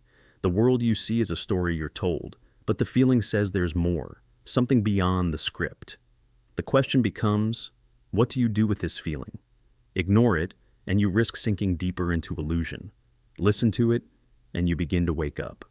To see not just the polished surface, but the raw edges beneath. To question the narratives that shape your life. To reclaim your vision. But that awakening is not easy. It's uncomfortable to live with the sense that something is wrong when nothing seems wrong. It's lonely to doubt when everyone else seems content. It's terrifying to peel back illusions and face uncertainty. Yet, it is also the doorway to authenticity, to insight, to freedom. So, when you feel that offness next time, don't rush to silence it. Don't dismiss it as anxiety or paranoia. Lean in. Listen closely. Ask yourself, what is my mind trying to tell me? What patterns am I missing? What story am I living that no longer fits? Because beneath that gnawing sensation is a deeper truth. Your mind's plea to align your inner world with the outer one, to bridge the gap between illusion and reality. The world feels off not to punish you, but to awaken you. And in that awakening lies your power. The power to see clearly, the power to act wisely, the power to live not by the surface story, but by the truths whispered beneath. Who lives in your silence? Who lives in your silence? Not the silence of noise fading, or the pause between words, but the silence when everything else disappears. The quiet that fills the spaces where the thoughts settle, where your breath slows, where the world's distractions fall away. When you are truly alone, in the dark corners of your consciousness, what energy stirs? What presence waits, unseen, unheard, but profoundly felt? Silence is not empty. It is full of shadows, echoes, memories, and feelings too subtle or too vast for words. In the rush of daily life, your mind chases noise, sound, thought, distraction to keep the silence at bay. Because silence can be a mirror, a void, or a doorway. It can reveal the deepest parts of yourself. Or it can conjure fears, doubts, ghosts you thought long buried. In silence, your mind becomes a stage. The quiet hums with unseen activity. Emotions surface from beneath the surface, like tides pulling at your soul. Regrets whisper, dreams flicker, fears creep forward, eager for attention. The silence holds the story of you, not the curated spoken story, but the hidden narrative, the unwritten script, the unresolved symphony. Sometimes, in silence, you meet parts of yourself you barely know, the child who still hopes, the anger that never found a voice, the sorrow too deep to cry, the joy that lingers like a secret. These energies stir in the shadows, neither good nor bad, just present, waiting to be acknowledged. You might try to ignore them, fill the silence with noise again, but they are patient. They persist. Silence is also a place of creation. In the dark, ideas form. Connections spark. Intuition speaks in whispers. You hear truths not in words, but in feelings, in symbols, in the spaces between thoughts. The energy in your silence can be a guide, a healer, a teacher, if you dare to listen. But silence is not always comfortable. It demands courage. What if the energy in your silence is not just inside you? What if it is something larger, something ancient? The pulse of the universe, the voice of the collective unconscious, the stirrings of consciousness itself, an invisible current that flows through all things, connecting you to the unseen, to the unknown. Some call it spirit. Some call it mind, some call it mystery. In the silence, time bends, seconds stretch and fold. The boundary between past and future blurs. Memories and visions intertwine. You touch something timeless, something eternal, but it slips away before you can grasp it. The silence holds the secrets of who you are and who you might become. But silence can also be a trap. When you're alone with yourself, when the noise stops, you confront the question, who am I beneath the roles, the masks, the stories? The answer may be frightening. The energy that stirs in your darkness can be chaos, confusion, loneliness. It can be the abyss staring back, reflecting fears you refuse to face. It can tempt you to flee back into noise, to avoid the truth waiting quietly within. Yet to deny the silence is to deny a part of yourself. The energy in the dark corners of your consciousness is alive. It is you. It is the unspoken, the unseen, the unfelt. It holds your wounds and your wonders. It holds your pain and your power. To live fully is to learn who lives in your silence, to welcome that presence, to dance with it, to listen, and maybe to be transformed. So, when you find yourself alone, when the world goes quiet and the lights dim, don't rush to fill the silence. Sit with it. Breathe into it. Ask, who lives here? What does this energy want to tell me? What parts of me awaken in the dark? And then listen, deeply, patiently, without fear. Because in your silence lies the doorway to your soul, the threshold of mystery, the spark of life itself. The question is, will you enter? Have you been replaced? Have you ever felt it? That sudden crushing emptiness, like a hollow space where you once lived? A disconnect so deep it makes the world seem strange, your own reflection unfamiliar? That moment when you realize something inside you has shifted, slipped away, or worse, when you suspect you are no longer who you were. But who are you then? And what if, in that instant of absence, something else stepped in? Have you been replaced? It's a question that chills the soul, because we like to believe we are continuous, unbroken beings, threads woven through time, memories piling up like bricks in a house. But sometimes, the house feels empty. The bricks hollow, and you catch a glimpse of a stranger living inside your skin. Psychologists call it dissociation, a splitting of consciousness, a disconnect between mind and body, between memory and identity. It can happen after trauma, after loss, or even for no clear reason at all. You feel like a ghost in your own life, watching events unfold from a distance, unsure if you're truly present. But dissociation is just the clinical name for a deeper mystery. The possibility that the you think you are is not the you who began this journey. Consider the moments you can't remember, the hours, days, or even years lost to fog, the relationships that changed without your awareness, the habits that took root while you were absent. Where was yourself during that time? Did it fade? Did it break? Or did it walk away, leaving behind a hollow vessel quickly filled by something else? This idea isn't new. Throughout history, people have spoken of possession, replacement, shadow selves, imposters. Folklore warns of changelings, creatures swapped for human children. Literature tells of doubles, mirrors, and dark reflections that steal your life. Modern psychology speaks of identity fragmentation, of multiple selves competing for control. But what if that feeling of being replaced is not metaphor, but truth? What if your consciousness, your real self, slipped out in a moment of crisis, grief, shock, trauma, and another entity, a fragment, a shadow, or even a stranger, stepped into your place? Someone who looks like you, thinks like you, but is hollow, disconnected? A copy? You know the signs, the emptiness behind your eyes, the loss of passion for things you loved, the alienation from friends and family, the creeping numbness, the quiet despair that grows like a virus. You move through days, but feel absent, like a passenger watching someone else's life play out. Science may offer answers in brain chemistry, trauma responses, neural rewiring, but these explanations don't soothe the soul. They don't explain the gut-wrenching certainty that you are no longer fully yourself, that something essential has been lost or replaced. And if you've been replaced, who is the imposter? Is it a survival mechanism, a self-built prison to protect you from pain? Or is it something darker, a parasitic presence feeding on your memories, your identity? Or perhaps a default version, stripped of nuance, living on autopilot while the real you waits somewhere else? Sometimes, in moments of clarity, the real self pushes back.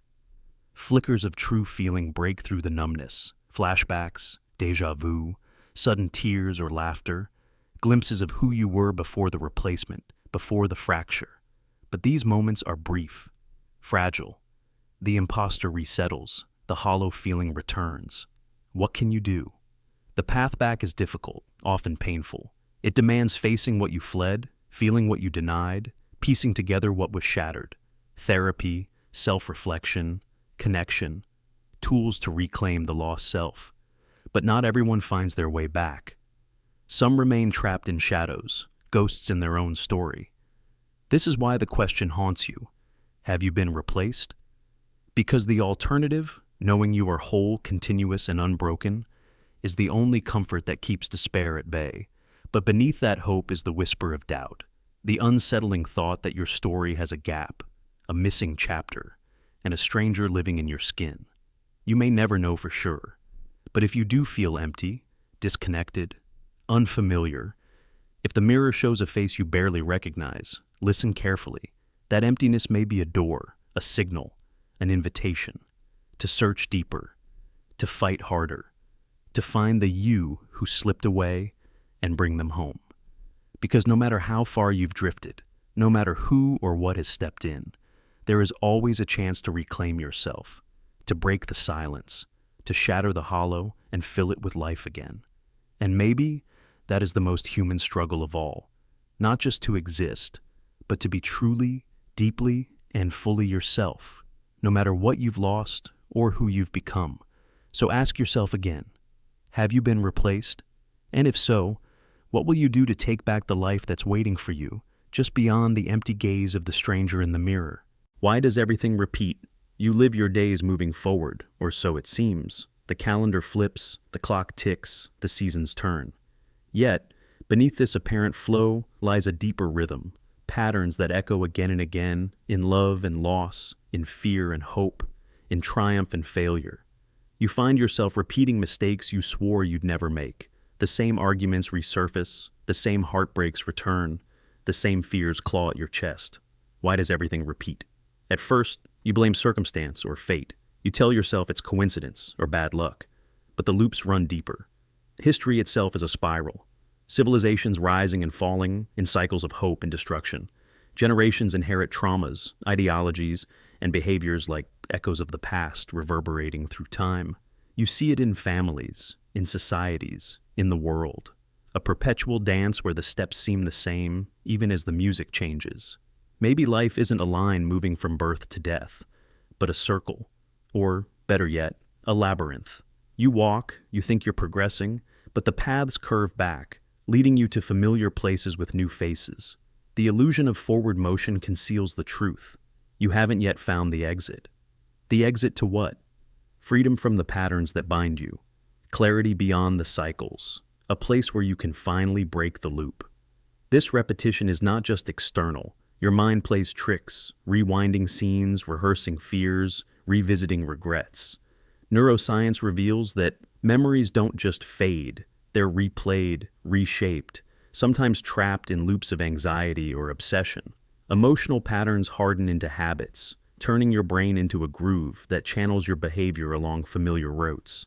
Change feels impossible because you're caught in feedback loops woven into your very neural fabric. Look at relationships. The lovers you choose, the dynamics you fall into, the conflicts you replay. They're echoes of early attachments, learned behaviors passed down unconsciously. You seek connection, but often reenact the dramas that shaped your first experiences. Breaking free means recognizing these cycles, seeing the patterns, and choosing differently, even when your instincts resist. Society itself traps you in repetition. Cultural narratives loop endlessly. Wars, revolutions, economic crises. The same mistakes echo through history because the lessons remain unlearned. Power cycles through the same hands. Oppression returns in new forms. The stories you hear are recycled, the myths retold. You live inside a collective loop, a dream repeating itself across generations. So, why haven't you reached the exit? Because exits are hidden. They're not marked on the map. They require more than willpower. They demand awareness, courage, and sometimes pain. The exit might mean facing the parts of yourself you avoid, the fear, the guilt, the shame that keep you locked in repetition. It might mean breaking ties with familiar but destructive patterns, even if that means loneliness or loss. It might mean rewriting your story where no script existed before. Some traditions call this awakening, realizing the cycles and stepping outside them. It's the difference between living a story told by others and authoring your own. It's seeing the loop not as a trap, but as a spiral leading upward. If you climb with intention, you rise beyond the repetition. You are not doomed to repeat. Every moment holds the possibility of change. Every choice is a crack in the cycle. Every act of awareness shifts the pattern, sending ripples through your mind, your relationships, your world. So ask yourself, what loop am I living? What patterns call to me like ghosts in the night? Where do my footsteps echo history's endless refrain? And most importantly, where is the exit? It's waiting, hidden, elusive, real. Sometimes it appears as a quiet decision, a sudden insight, a leap into the unknown. Sometimes it's the slow unfolding of understanding and grace. But it exists. Life may repeat, but you don't have to. Keep seeking, keep questioning, keep walking. Because the exit is not a place. It's a moment, a choice, a turning. And when you find it, the loops will break and you will finally be free. Are you even human? You look in the mirror and see a human face staring back. Familiar, flesh and bone, eyes that reflect a lifetime of memories. But look deeper, beyond the skin, beyond the steady pulse and breath, beyond the patterns of thought and feeling you recognize. Do you truly belong here? Emotionally, spiritually, do you fit into this world as it is? Or are you something else, something older, more ancient, trapped perhaps in a borrowed form that only pretends to be human? This question isn't new. Throughout history, people have sensed a dissonance between who they feel they are inside and the body they inhabit. A feeling of alienation, of not quite belonging, as if their true self hails from somewhere beyond the visible world. It is the whisper in the soul that asks, "Am I human? Or am I a visitor wearing a borrowed mask?" Emotionally, you might find yourself out of sync with those around you. While others are swept by fleeting joys and transient sorrows, your feelings run deeper, wider, like ancient rivers carving through time itself. You sense patterns in pain and joy that transcend your own experience, a resonance with something vast and unknowable. Sometimes, empathy overwhelms you. You feel the weight of the world, as if carrying the burdens of lives not your own. Is this a gift or a curse? Are you human or something more? Spiritually, too, you may feel dislocated. Religious doctrines and social norms offer definitions, boundaries, what it means to be human, to be soul, to be spirit. But your experience might defy these boundaries. Moments of transcendence, of unity with nature or the cosmos, hint at origins older than memory, dreams that feel like echoes of past lives, or visions that speak in symbols not your own. You wonder, did you choose this form? Or were you placed here, borrowed for a time, a traveler far from home? Philosophers and mystics have long speculated on such questions. The concept of the soul as eternal, cycling through many forms. The idea that consciousness is not bound to flesh, but is an ancient observer, temporarily inhabiting a mortal vessel. Science today, too, edges toward the strange. Studies of consciousness, near-death experiences, and the mysteries of the mind that resist explanation. These suggest that human identity might be more fluid, more mysterious than the simple sum of cells and neurons. If you feel like something older, something other, then what does it mean to live as human? To laugh, to love, to suffer? Is your experience a shadow of a greater reality, a fragment of something vast? Or is it a unique gift, the rare blending of ancient essence and mortal frame, here to learn, to grow, to change? You might wonder if this sense of otherness is isolation, a separation from the normal, or if it is a secret connection to the deeper fabric of existence. Are you alien or ancestral? A stranger in a strange land, or a keeper of forgotten wisdom? The answers may never come fully, but the questions themselves open doors to self-discovery. To live as this something older, in a borrowed human form, is to navigate a world that often feels shallow, fleeting, too small to contain your depth. It is to face loneliness even in crowds, to carry hidden histories, to search for meaning beyond what the eye can see. Yet, it is also a profound opportunity to bring ancient insight into the present, to be a bridge between worlds, to remind humanity of its own mysterious origins. So, the next time you look in the mirror, ask yourself not just, "Am I human?" but, "What is the true shape of my soul? Where does it come from? And what am I here to become?" You may not find easy answers, but in the quest itself lies a profound truth, that the essence of being is not fixed, not simple, and that you are part of a story far older and grander than you ever imagined. In this vast cosmic theater, whether human or something older, you belong because you are here, awake, questioning, feeling. And that belonging, fragile as it may seem, is the most human thing of all. What was the trade-off? So, you're here. You feel the weight of this moment, the pulse of life coursing through your veins, the breath that fills your lungs, the mind that churns with thought. But have you ever paused to ask, what was the trade-off? To exist here, now, in this body, in this time, what did it cost you? What fragment of memory? What shard of truth? What sliver of freedom did you surrender just to wake up in this world? Before your first breath, before you opened your eyes, before you felt the sharp shock of awareness, there was a void, a silence, a place beyond form and time. And then suddenly, you are thrown into flesh and light and sound, into a reality so vivid, so overwhelming, that the past becomes a shadow you can barely recall. But that past, that pre-existence, was not empty. It held something, maybe memories, maybe truths, maybe freedom, that you can no longer reach. Was it a price paid, a contract signed in darkness, or a choice made in desperation? Existence is the greatest gift and the deepest mystery.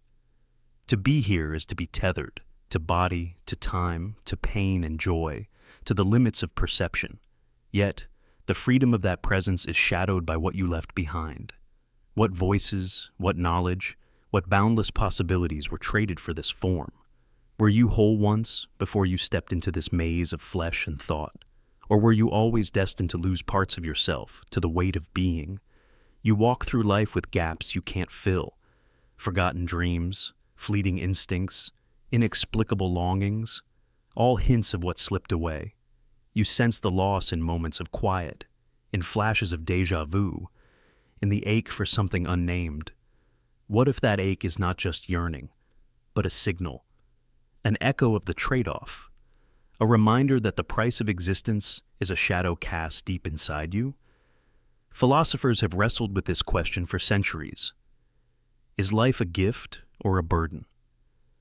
Are we prisoners of a deal made before birth?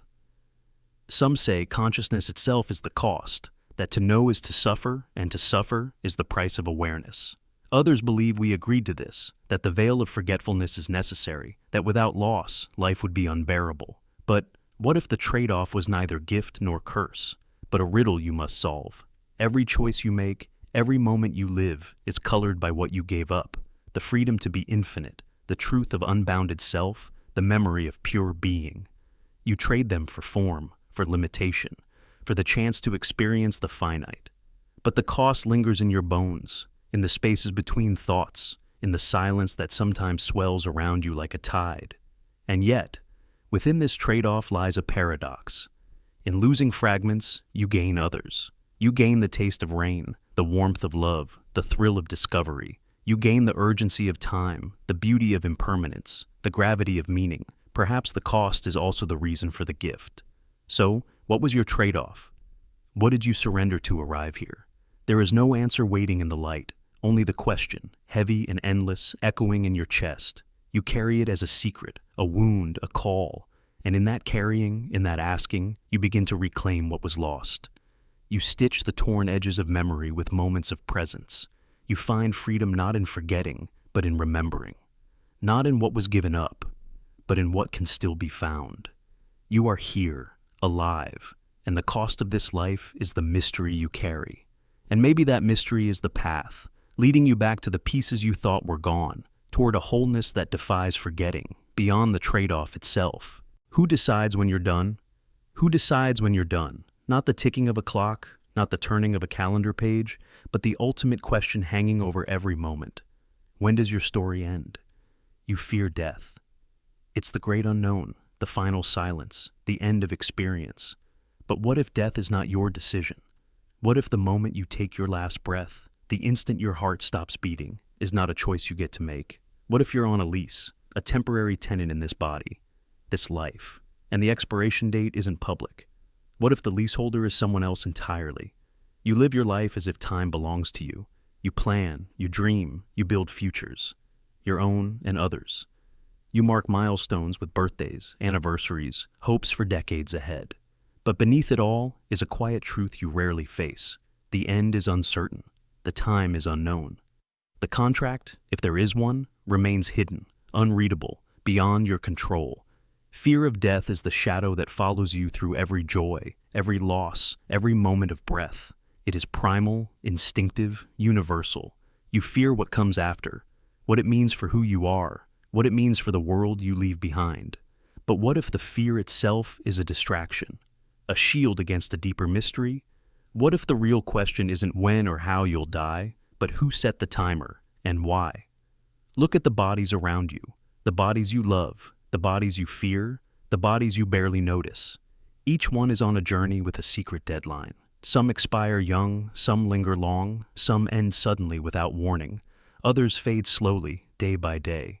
The patterns seem random, chaotic, unfair. But what if there is a system, a design, a power that holds the lease? Throughout history, cultures have imagined this power in many ways. Gods who decide the span of your life. Spirits who count your days. Cosmic judges who weigh your deeds. The Grim Reaper. The Angel of Death. The Ferryman at the river.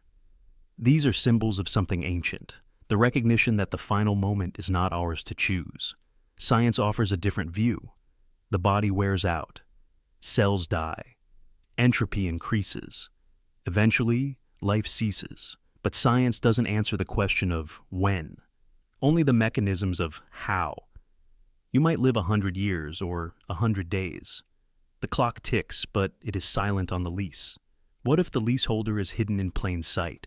The environment, chance, the unseen forces of biology and fate, the accidents, the diseases, the wars, the choices of others, the moments you don't control, the collisions you never predicted. Every breath you take is borrowed time, time lent by a system you can't negotiate with. And yet, some whisper of something beyond this lease. Stories of reincarnation, of souls that outlast bodies, of consciousness that slips free at death to continue elsewhere. Maybe the lease is for the body, but not for the self. Maybe what you are is not bound by expiration dates, but even if that is true, the question remains, who holds the contract? Who decides when you're done here? What if the expiration date isn't public because it's not meant for you to know? What if ignorance is part of the deal, a mercy, a trap, or a test?